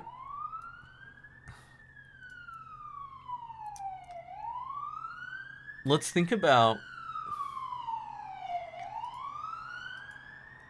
how important these themes are to changing what the gameplay design is going to be. Oh, new location compared to previous Marc on Mondays. Yeah. So back then, my computer was actually here. So that window there that goes outside, you would never have seen that in the lecturing days. Because in the lecturing days, my camera was here, and I had one monitor here in front of the window and another monitor here. The monitor here is now my main monitor, and my second monitor is actually to the left here. So I've kind of rotated my room 90 degrees. It's like this kind of thing where down there, I'll move the mic out of the way. As you can see, a whole bunch of miniatures, some painted, some non-painted. Oh, actually, I should actually put the noise reduction back on my mic. I don't know what that's going to sound like right now. All right, noise reduction's back on. Yeah. So we're on a different angle now. So yeah, back in the day, I used my big desk for the miniature painting when I was all about the painting, and then after a while, and especially getting into the working from home thing and stuff, it was like, oh, I'm sorry, I need the big desk for my computers. The miniature stuff can go on the side table. Ah, Tom, hello. Long time no see. Marc has a window. Yeah, no. I was actually, when I was working at CSC, they would put me into cryogenic storage as a lecturing unit. The lecturing units go into cryogenic storage overnight, and that extends our shelf life. Okay, so I think these are different games, but there's going to be some fundamental parts of each of these that that makes sense. So I think that these two lines, oh, Suluk is Lorenzo. Hello, Lorenzo. See if I remember that later. Keen to learn how to code. Yes. We'll see how this goes. Okay, so I think that these things are this is some of the things that's most fundamental to anything that we could make. If the core idea is sort of the teaching people how to code thing, is you write code and you see how it runs, and then you get an idea of how it runs, and then you write it differently, and then you run it again, you know? So that kind of thing is the gameplay loop. So we can put this idea here is write code, test code, when it works. I was about to say submit code, but I'm going to say push code, because that's funny, right?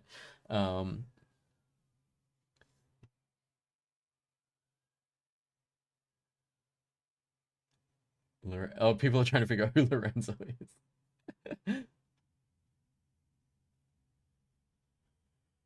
Oh, I love how people are like all remembering who each other is, because it like depends on your YouTube username whether it's actually like something that people can recognize or not. Okay, so here's the gameplay loop. And what we need to do is figure out what is a... I love how people are like, do we know each other from something? Figure out what our kind of like first, what I would call... I love how like I've been in corporate now, so I'm just like, what's our first milestone? You know, like I now speak corporate. I used to speak academic, but now I speak corporate.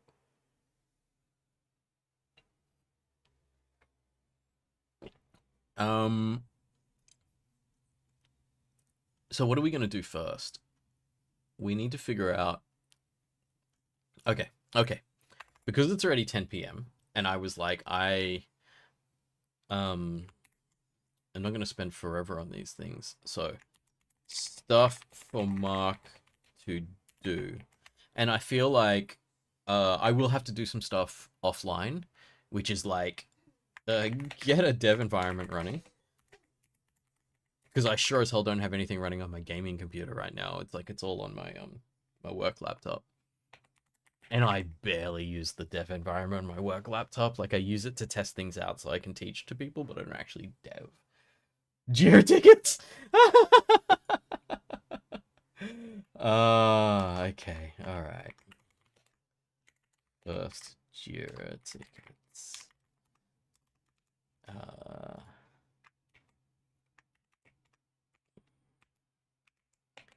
Mark on Monday 001. Get a dev environment. Can you feel my spirit leaving my body right now? We're not going to do this. We're not doing this. We're going back to loosey-goosey, having fun. But for a moment there, it's just like, nah, we are not starting a Jira for this project. Not unless this gets like massive, like over the top, kind of like. I'm not about to start a production company, and if I did, I still probably wouldn't be the one issuing the Jira tickets anyway. Anyway, okay. Tawakia, more people know you by your username than your actual name. Because I remember I met you in person, and I think I still called you Tawaka when we were in person. I literally can't remember your real name. Or if I even knew it. Did I even knew it? I can't.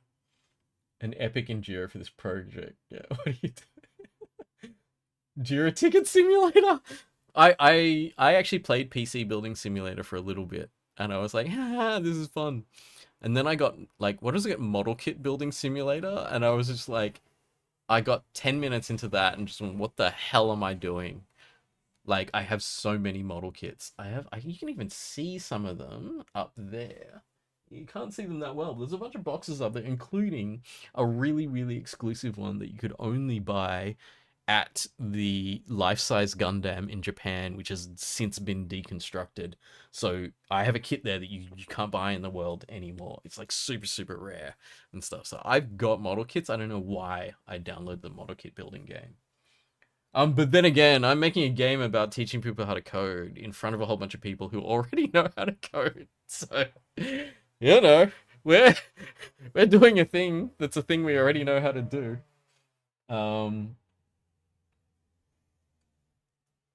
How many story points? Oh no, oh no. See, I think this is the funny thing. It's been long enough after UNSW that we're all corporate now. I mean, not everyone, but like a significant number of us here are working for tech companies, right? Because that was the inevitable continuation from a comp sci degree for a lot of people. Fortnightly meetings, shared notebook, no Jira, and fortnightly meetings. What do you do now, Nick? What the hell? Imagine a Scrum mechanics featured. Yeah, see, that would be really funny if we go further and we do that kind of thing. How many non-corporates are left in the chat? Oh, Amber doesn't know how to code. The game is for you. We found our target audience. Yay. We will make the game for you, Amber. And by the end of this game, you will know how to code. I hope you don't mind waiting a very, very long time for me to actually build it. Okay, so get a dev environment running. The question is which one? Do we jump straight into game engine? Or... because I think this goes down the list to figure out which environment we're going to start working in. So we're not even anywhere near the game, but we need to think about what the game was potentially going to be first, and then we go, okay, dev environment that's appropriate for that game. Then get the dev environment running. That's nearly it, because we're not going to do much more than that. But I do want to say MVP, simple loop of putting together a list of instructions, having the instructions execute in some way. So this is really vague. And this is where it depends on, we might do multiple prototypes of different things. So this is going to be like, what are we doing? We're mixing elements and stuff, and there's going to be bugs and things. This one is going to be like we're navigating a RAM space and making changes. This one is we are acting out procedures based on inputs. So all three of these are things that could definitely be used as mechanics to teach people the basics of programming. I'm leaning to this one because it's got this really nice loop of like, anyone played Cook Serve Delicious? I got so hooked on that game back in the day where it's like, you know, people come in and they go, I want this. You have to do the actions to make it happen. And then it happens. And then someone else comes in, they want something different. You have to do the actions. And depending on how well you write your code, if you're writing a modular, you can be like, call this function, then this function. And if you're not writing modular, you got to duplicate code to do things. And we could give people points on how svelte their code is, in a sense. Like, can you do this using less instructions, which means you functionalized things or not? But I mean, that's way down the track. But I see something here in this one. Okay, where are we? In chat. How many non-corporates are left in the chat? Yeah. Autonauts is another good programming game that might be worth looking at. Okay, where's my research thing?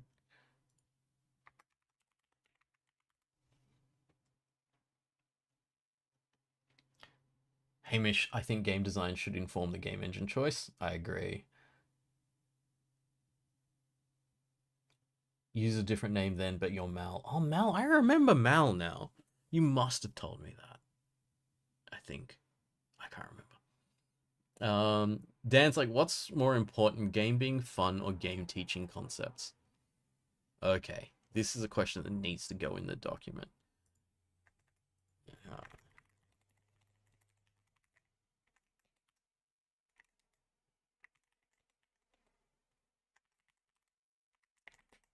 And of course, I'm going to alliterate on it because it's funnier. Education or entertainment? I do not have a good answer to this question. Yeah. Mitchell says time complexity mechanic. That is really cool. Okay, so, oops. Solve problems is the goal of the game, but solve them efficiently. So, can we do a time complexity analysis of the code? Which I think we can, because, you know, the funny thing is, like, doing a time complexity analysis on something is difficult if you're just looking at the code. You're looking for loops and you're looking for, like, repeated use of things and stuff like that, or, like, iterations through data.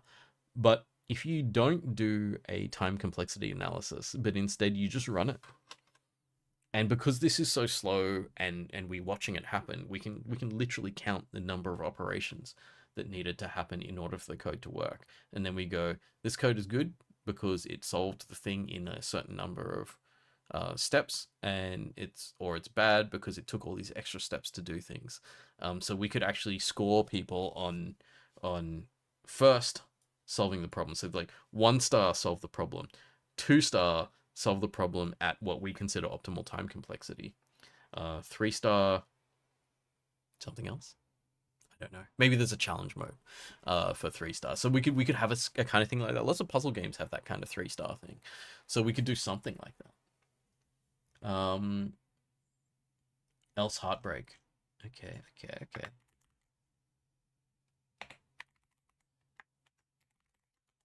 Was that the... Oh, no. What, that wasn't the... Oops. Else heart.break, was it? Okay, we can look that up. Zachtronic games will track speed of execution, lines of code, sometimes other measurables. Eventually, you'll learn that optimizing for succinct code is rarely optimizing fast. Actually, you know what? This kind of thing, we can be efficiently for time complexity. We can have 2 different efficient. You know what we're doing now? I'm pretty sure I mean, the fact that I'm typing it down and it's starting to trigger memory, I think this is what human resource machine does. 1 star this, 2 stars this, 3 stars this. So to do 3 stars, you kind of have to do it twice, possibly 3 times, because your brute force solution might be the thing you do first, and then you do one solution that might use a lot of code in order to do something quickly, and you have another solution where you minimize the code size, but it's not going to be the same because it might have to repeat things in order to have less lines. Space complexity. Sorry, there you go. Wait, space complexity is different. That's memory use complexity, right? Rather than code size. Let's leave it in here. Let's leave it in here. Because honestly, code size is like, who cares about code size? Like, unless you're doing like 100 line, a 100 line piece of code that, and you're writing 1,000 lines to do what 100 lines could do, then you're doing something strangely wrong. But measuring just the actual number of instructions you give is not really, you know. Python golfers care about code size. Okay, so some people care about code size. All right, I'm going to put a question mark on this one, but these are actually interesting. Space complexity is such a harder thing to judge people on, because like, how do you show in game how much memory people are using? Actually, this leans towards this one being an interesting thing. Okay. I was getting a to-do list. Figure out the environment we're going to start working in. I think this then gives us something here. So I actually think this is both real-time and turn-based because of the 2 phases. We could say that the code phase is turn-based. It's not actually turn-based. It's just a no-time editing phase. So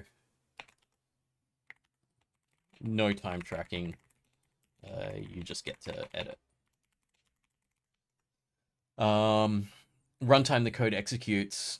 And in here, it's like, can we run it like a debugger? Steps, pauses, breakpoints.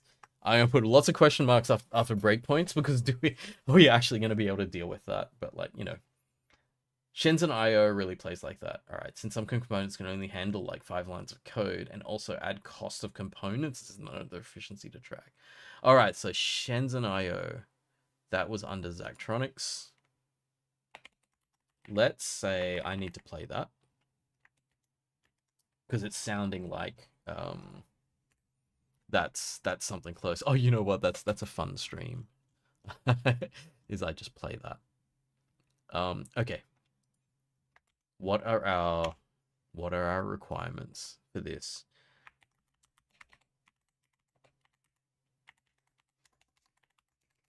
Do we need a text editor? Oh, Xing, yeah. Someone did say gotcha. Oh, did you see this up here? Yeah. Can we have some funny loot boxes for progression? Like, I would put this in for shits and giggles, and we might. We'll see how we go. Gameplay streams. Yeah, because especially once we get to something that runs, we can play it on stream and see whether it works. Was there a question I didn't answer? Oh, this one. What did I say? I don't have an answer. I'm gonna say, you know what I'm gonna say?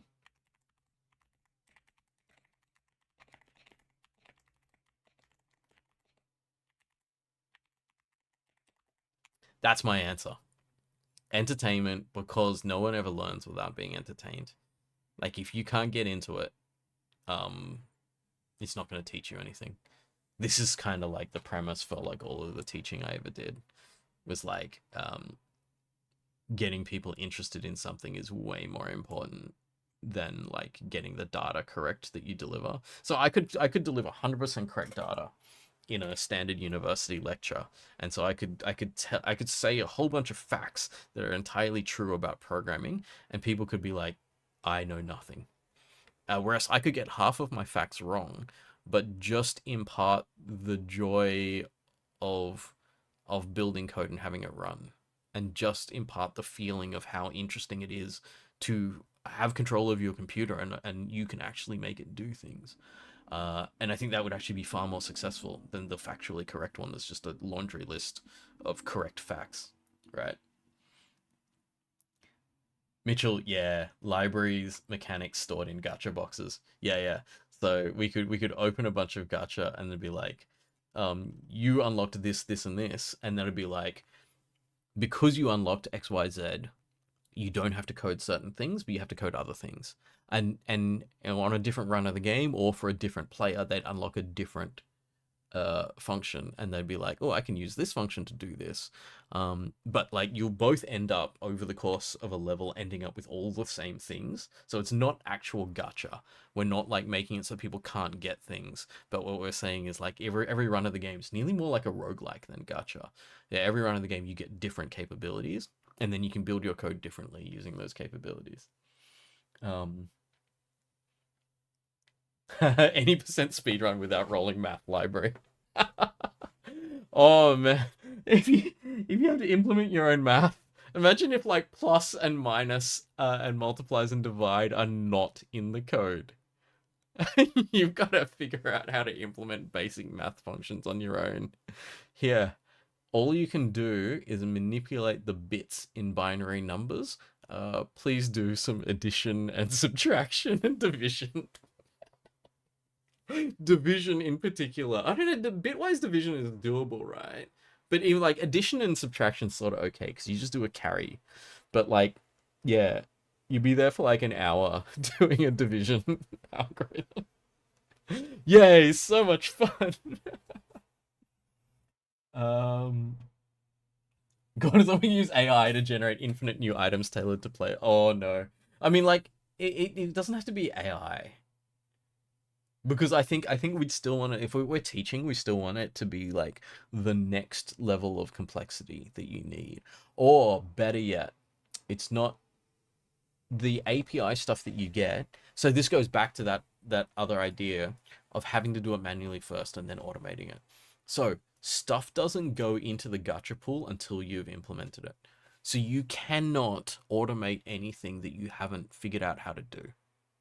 I think that's the thing that I kind of want here. So let's put these together in this kind of progression system. So yeah, once you've proven you can do something, you unlock the capability to copy paste it. So it's that kind of thing. Like you don't get to do it if you've never been able to do it. So we lean back in on the education side of thing there, where like, yeah, once you've proven you can do it, I don't need to see you do it again. But if you have never done it, you're not going to get the freebie because then you're not going to learn it. So hopefully that works. Math library probs given in the tutorial. Yeah, you should get terminal skins from the gacha boxes. Oh my god. Okay. Uh, and cosmetics. Oh my god. You know, the the thing that we're doing is we're accidentally falling into all of the corporate monetization things. So we have to make sure we don't actually charge money for a lot of this stuff. Until it gets really famous. And then I turn on the money tap. And then people start giving me money. It feels really, I feel really cynical about that stuff. So let's leave that conversation on the side for now. And then in 10 years' time, when I am just like making stupid passive income off people buying cosmetics and stuff like that, then you can come back here and go, Mark, you used to have morals. What happened to you? All right. Ooh, sandbox mode to test and create things. That's cool. Gotcha outfits for chicken. Yeah, yeah, right. See, these things will be fun. Again, we're way ahead here. We're thinking way ahead of where we actually are at. Tawaka's got an idea. Puzzle game starts with basically declarative programs, super broad functions you start to put together to execute something. Then as time goes on, those blocks become more and more granular until you end up with something that looks like Python or another actual language. Yeah, we could slowly shift it and then, you know, I don't know. I don't know how long this game is going to be, but by the end of it, you're accidentally writing real code, and then you're like, holy shit, right? Because that's the thing. The beautiful thing is that moment. You generate that moment for people, which takes them from, nah, I don't know how to code. I don't even know what this is, to at the end of it going, oh, I wrote code. And then that's like kind of getting people over that first hump, that first kind of difficulty hump of like, nah, there's no way I'll ever be able to do this, to I did it once. And once you've gotten people over I did it once, then they're open to doing whatever they want with it later, right? So there's something really cool there. Ah, Sulux is like put it on GPL, so there's no money. Interesting, and then no one else can make money out of it. Okay, Helden, play levels, get XP, get gacha loot. Yeah, so I think that's our multiple session game session loop, and within the game sessions, it's where did I put it? Write code, test code, push code when you're done. So that is our one session gameplay loop, and then our larger gameplay loop is once you've solved something, you have the chance there of unlocking unlocking the things that you've already done.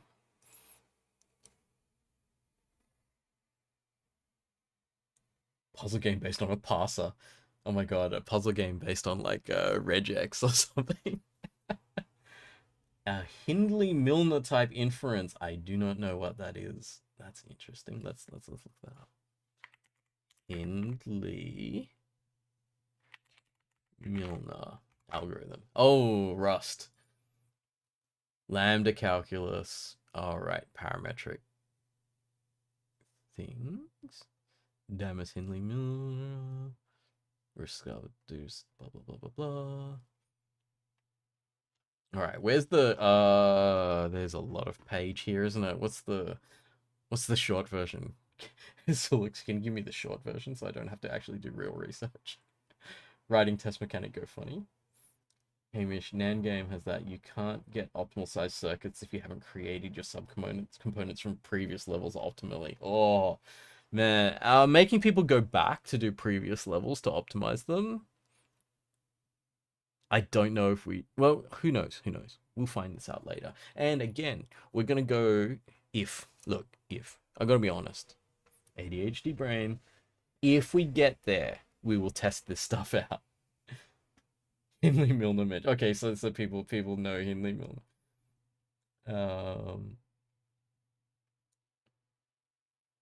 Something about Rust. Was Haskell. I actually did use Haskell back in the day.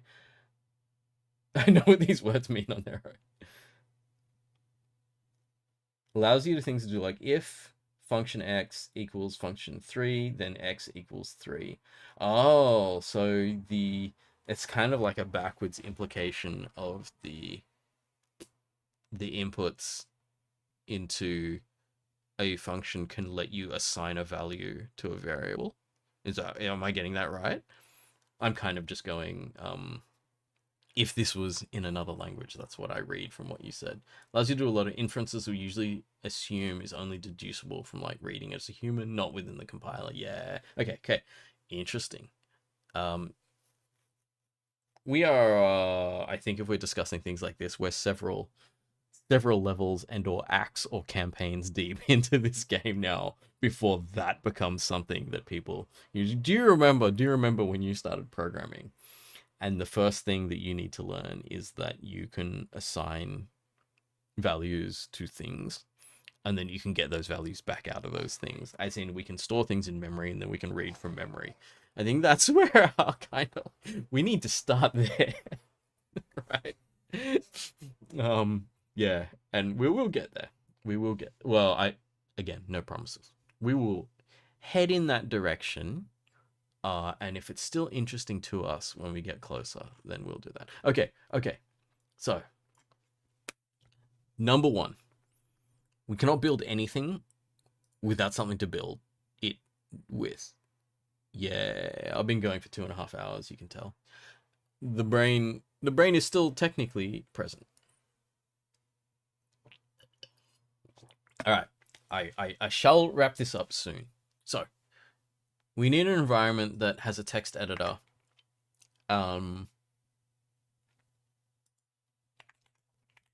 Do we actually want to work with text? Does this need a text editor if we're not working with text? Can we do instructions by dragging and dropping functional components? Is that where we want to go? Or do we need both? I think maybe we need both because we are talking about getting people at the beginning to do like a Lego style thing where you just attach things to each other, or even like an Unreal Blueprint style thing where you pipe things to each other, right? But eventually we kind of want to teach people how to work with text, right? So, okay, so we need something that will eventually have a text editor. Playback testing environment should be in pretty much any game engine. Because, like, the idea of, like, we make the code gets turned into a state machine, the state machine plays in a game environment. Pretty much every game environment is capable of running some kind of basic state machine, like state to state to state. And if it's not capable of doing that, it's probably not a game engine. The other thing is,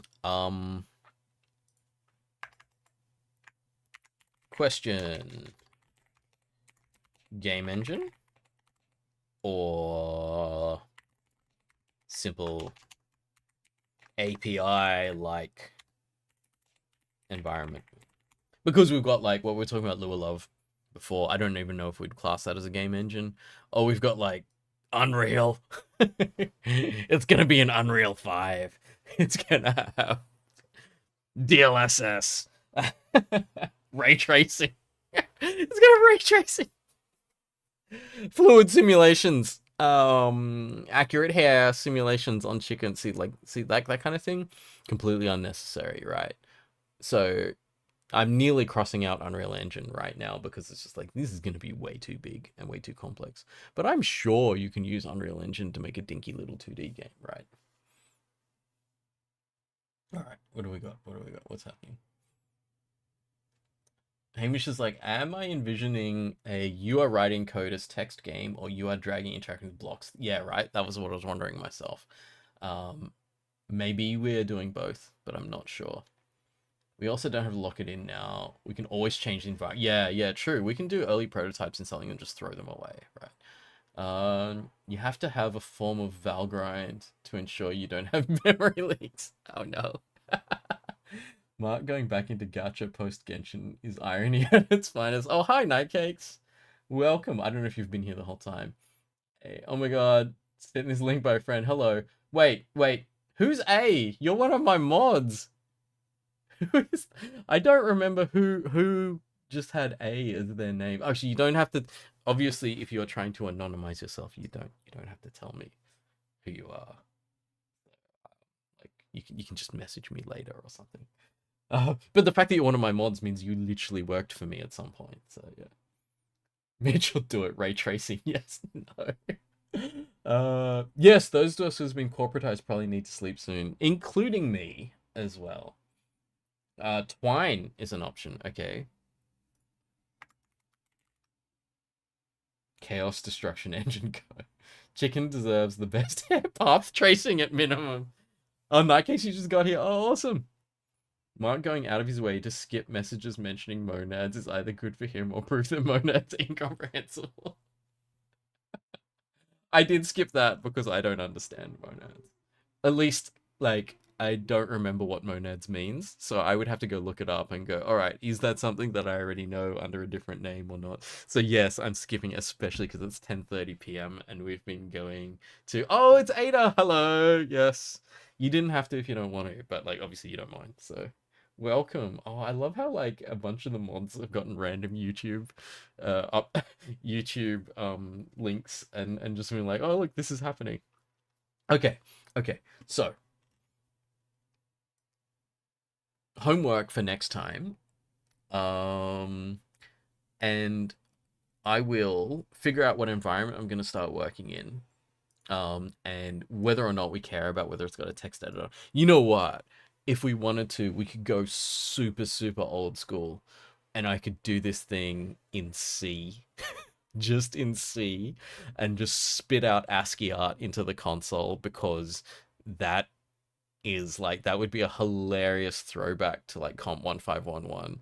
And I think it'd be really funny because then you could just be like, all right, Mark, you taught us all how to write C. Can you actually do it? And I'll be like, oh no. It'll be really funny because I think I won't be as good at C as any of you now because I spent 3 years like going back to the beginning every time and never going advanced at it. So I think this would be really funny. But yeah, there's probably other better options. Close analog in real world program is JS. Is JS promises or JSU promise?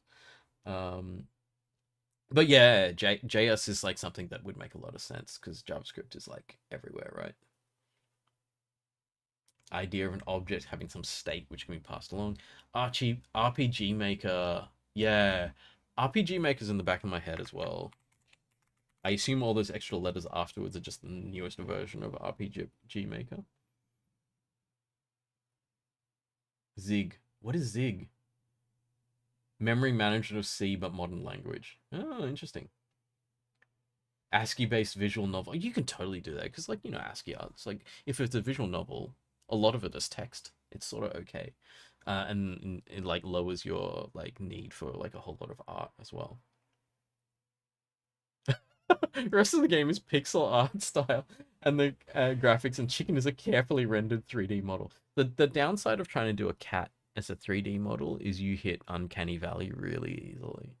So anyway, so we need to figure this out, and then playback testing environment, game engine, or simple AI API. So there's a lot of questions that need answering, and then we get this running.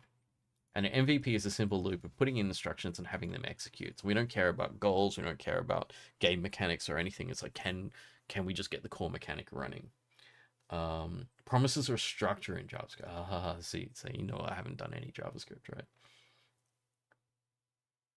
Com 1511 lecture is about to plagiarize your idea for assignment 2. They can do that if they. I'm sure none of them are watching my channel anymore. I feel like it'd be bad for them to watch my channel because it's sort of like they need to find their own way of teaching and stuff like that. If they try to teach exactly like me, it won't work because mine was kind of like it was tied to my whims in the way that I talk and stuff like that. So it could be harder for them if they watch my stuff to kind of deliver it in their way. I don't know. If you're here, hello. I actually don't know who's doing Com 1511 nowadays. I assume Sasha is still at least one of the people doing it. Minesweeper flashbacks. Stray did it. We can do what? Stray was in Zig, was it? Ooh, it's cool ASCII games from Mitchell. Okay, all right. So this is my plan. Let me. Is it still in my? There is my Discord. We're gonna wrap up this stream in a sec. If you want regular updates on what I'm doing, I will put updates in Discord as I tick off some of these things over the week. What I'm hoping is that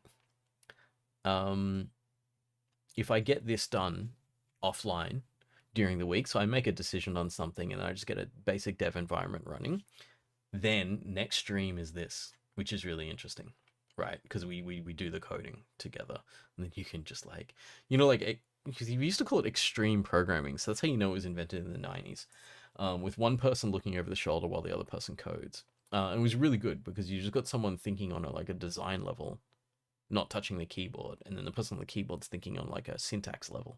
And it's really good because that way both people don't have to think about the other thing and get good programming going. So we could get that going. You can just like put stuff in chat telling me what I'm doing wrong and stuff. Okay, so that's the plan. Before next stream, I do this, and then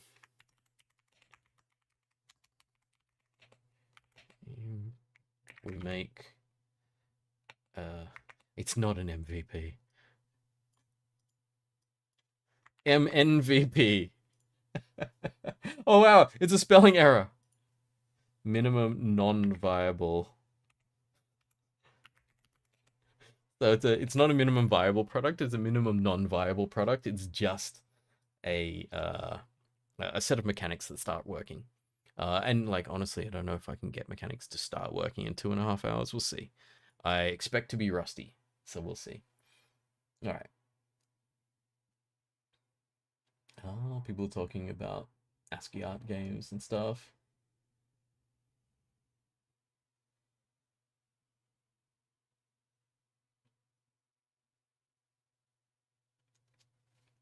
All right, there's another one called Candy Box, and Hamish is talking about Stray, the cat game. Yeah, yeah, cool, cool.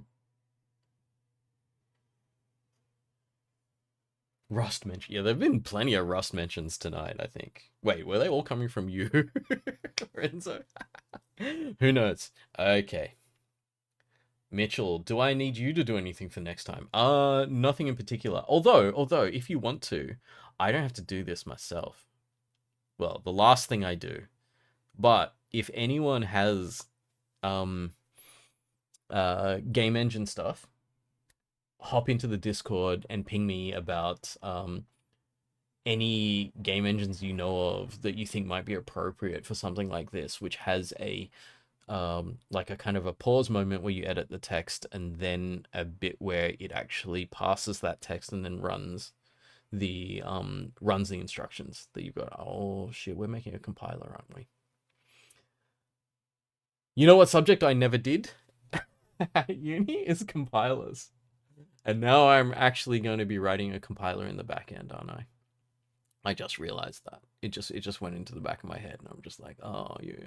The whole point of teaching people how to code, if you're going to make them code in a custom language, then you're going to have to build all of the infrastructure around that custom language. So yes, that's what we're doing. Good luck, Mark. Um, good. All right, Halogen's going to write the compiler. I'm going to do the graphics and animations.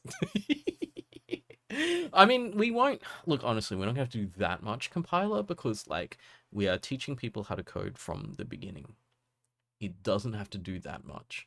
What we will be doing is we'll be very much constraining its capability, and so we're going to build this bit by bit rather than it being like build an entire functional compiler first, then have it run.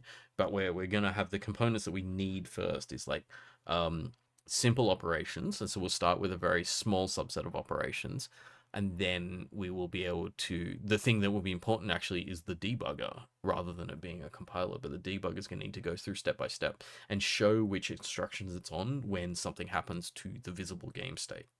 So that kind of stuff will happen. People are getting very excited about this compiler thing.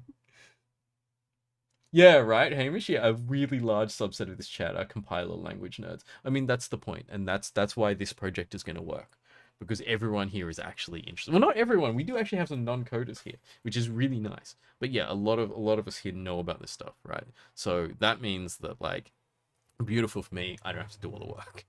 Someone's gonna be like, Mark, don't do it like that. That's totally not gonna work. And I'll be like, thank you, and then we'll do it.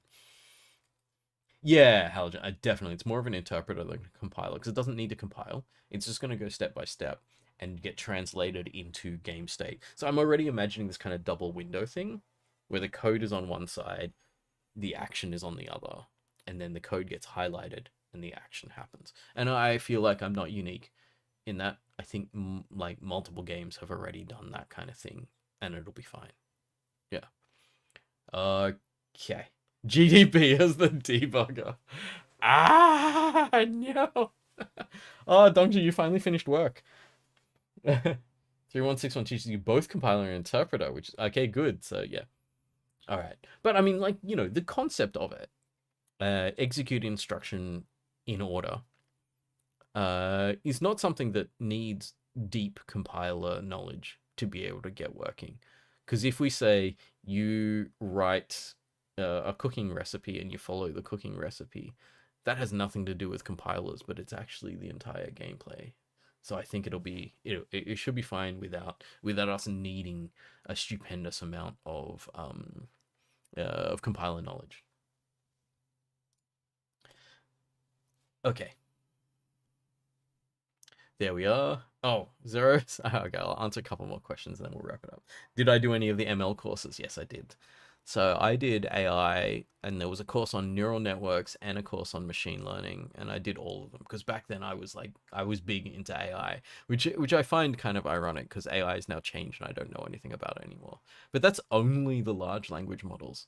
I think compared to most people who are even using Gen AI nowadays and large language models and like that kind of thing, I actually know how to build the neural networks that are that those are built on top of. Whether I could actually build one nowadays that was genuinely useful or not is not a highly unlikely. But at least I do know the theory of how neural nets work and how to build them. Uh, it would take me a while to get back up to speed on that, but I've done it previously. So yeah, I do know a bit about ML. And also, like, I literally was an AI researcher for years. Like, I did a PhD, not all of the PhD, three-quarters of a PhD in AI, but not machine learning side of AI. Mine was more of logic-based AI. So I was doing stuff like you like game theory, min-max game trees and stuff like that. It was that level of AI. So attempting to build a statistical picture of the future based on deterministic branching futures. Um, I was using Monte Carlo tree search, which is the kind of thing that a lot of financial markets used because um, you can kind of you can look at a stock and you go buy or sell. Then you step into the future and then buy or sell. So you've got these binary decisions that build these big trees into the future. You cannot explore the entirety of those trees because any kind of exponential growth of options trees ends up after only a few generations needing those wonderful numbers of like needing as much memory as the number of atoms in the visible universe to calculate. So if you can't do that, then how are you going to make best guesses about those kinds of states? And so that was the kind of stuff I worked on.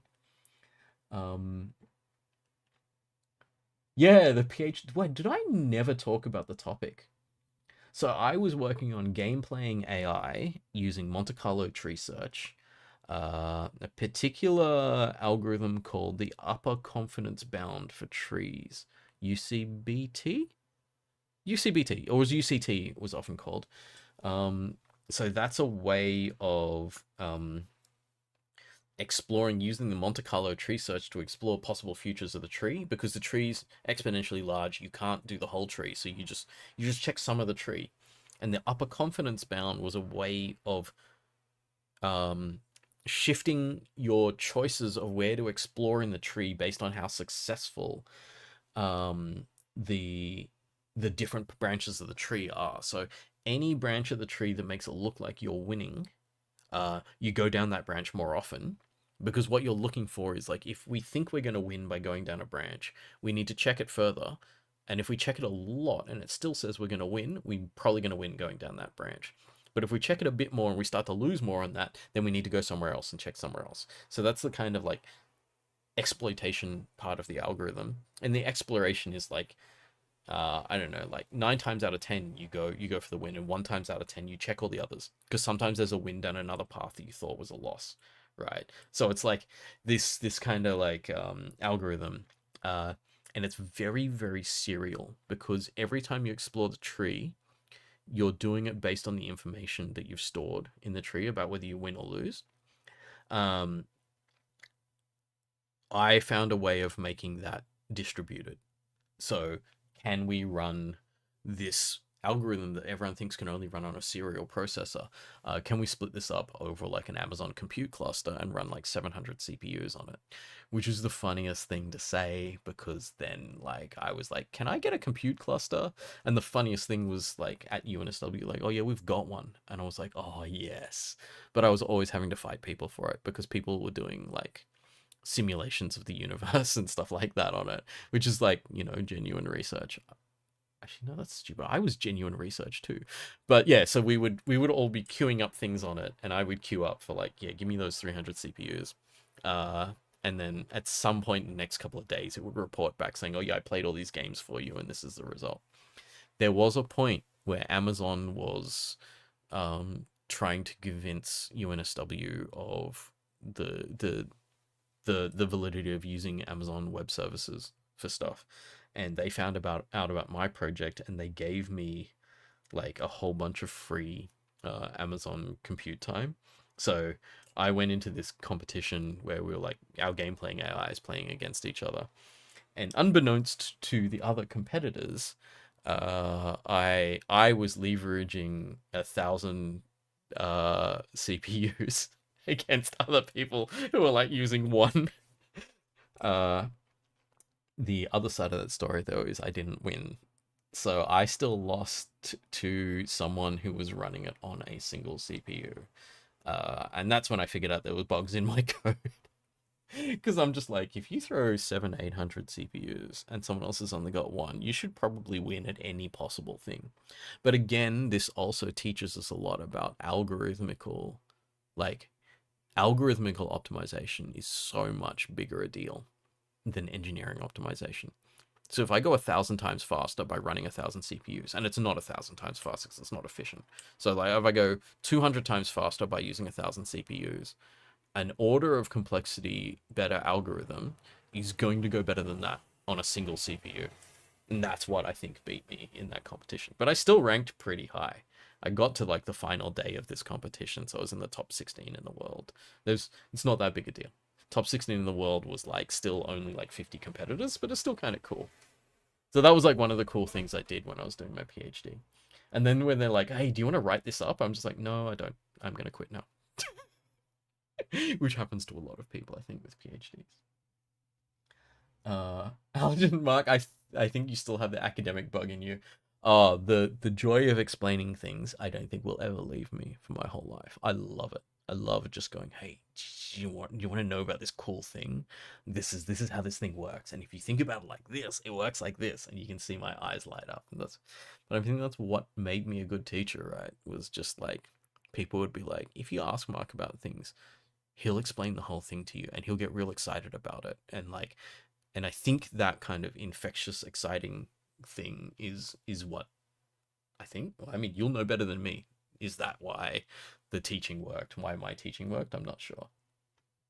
Nightcakes like sounds like a greedy algorithm, a bit of risk averseness. Yeah, kind of. Yeah. But that's the algorithm doing the exploration of it. It's not necessarily choosing what moves you finally take. So you finally take the thing that scores the highest, and you're kind of mostly greedy in looking for things.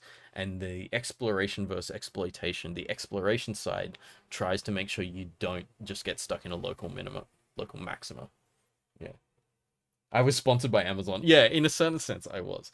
But it wasn't me. They were trying to get a big thing in UNSW and have like a UNSW researcher using Amazon for something that was a big deal. So that way they could show to you and the other like the corporate level of UNSW. It's like, oh, look what we did for one of your researchers. We could do this for lots of your researchers if you give us thousands and thousands of dollars. I still think that Amazon's probably cheaper than running your own mainframes and stuff. Um, I don't know. I just work for one of the companies that uses more Amazon budget than nearly anyone else in Australia. I feel like Atlassian's the only one using more than us. I think Google doesn't necessarily use the same kind of compute stuff within Australia. Like they would use more than us for sure, but it might not be based here. Um, Same issues with Katana. So you were trying to work on one of the compute clusters in UNSW. The big researchers needed the compute. Yeah, totally. Yeah. Infectious excitement is what made you tempted to take graphics. I love it. It's so funny. It's like, oh, Mark's teaching graphics, and Mark gets really excited about things, and it's like, I have no interest in graphics, but I might take that course. Oh, that's funny. Okay, I'm gonna wrap it up there. I will see you all on Discord over the next week, and I will put updates of anything that I've done. And if you find anything that you think might be a good platform for us to play around with, ping me in Discord. I don't know if I should make another channel for this. Actually, no, I won't, because there's nothing else we're going to talk about. We're putting in the general channel. We're not so spammy in what we're doing that the general channel will get flooded or anything with things. So thank you all for coming along. See you on the Discord. Thank you so much for joining me in this kind of return to streaming. This is actually heaps of fun. And I'm looking forward to like building up this project and seeing where it goes.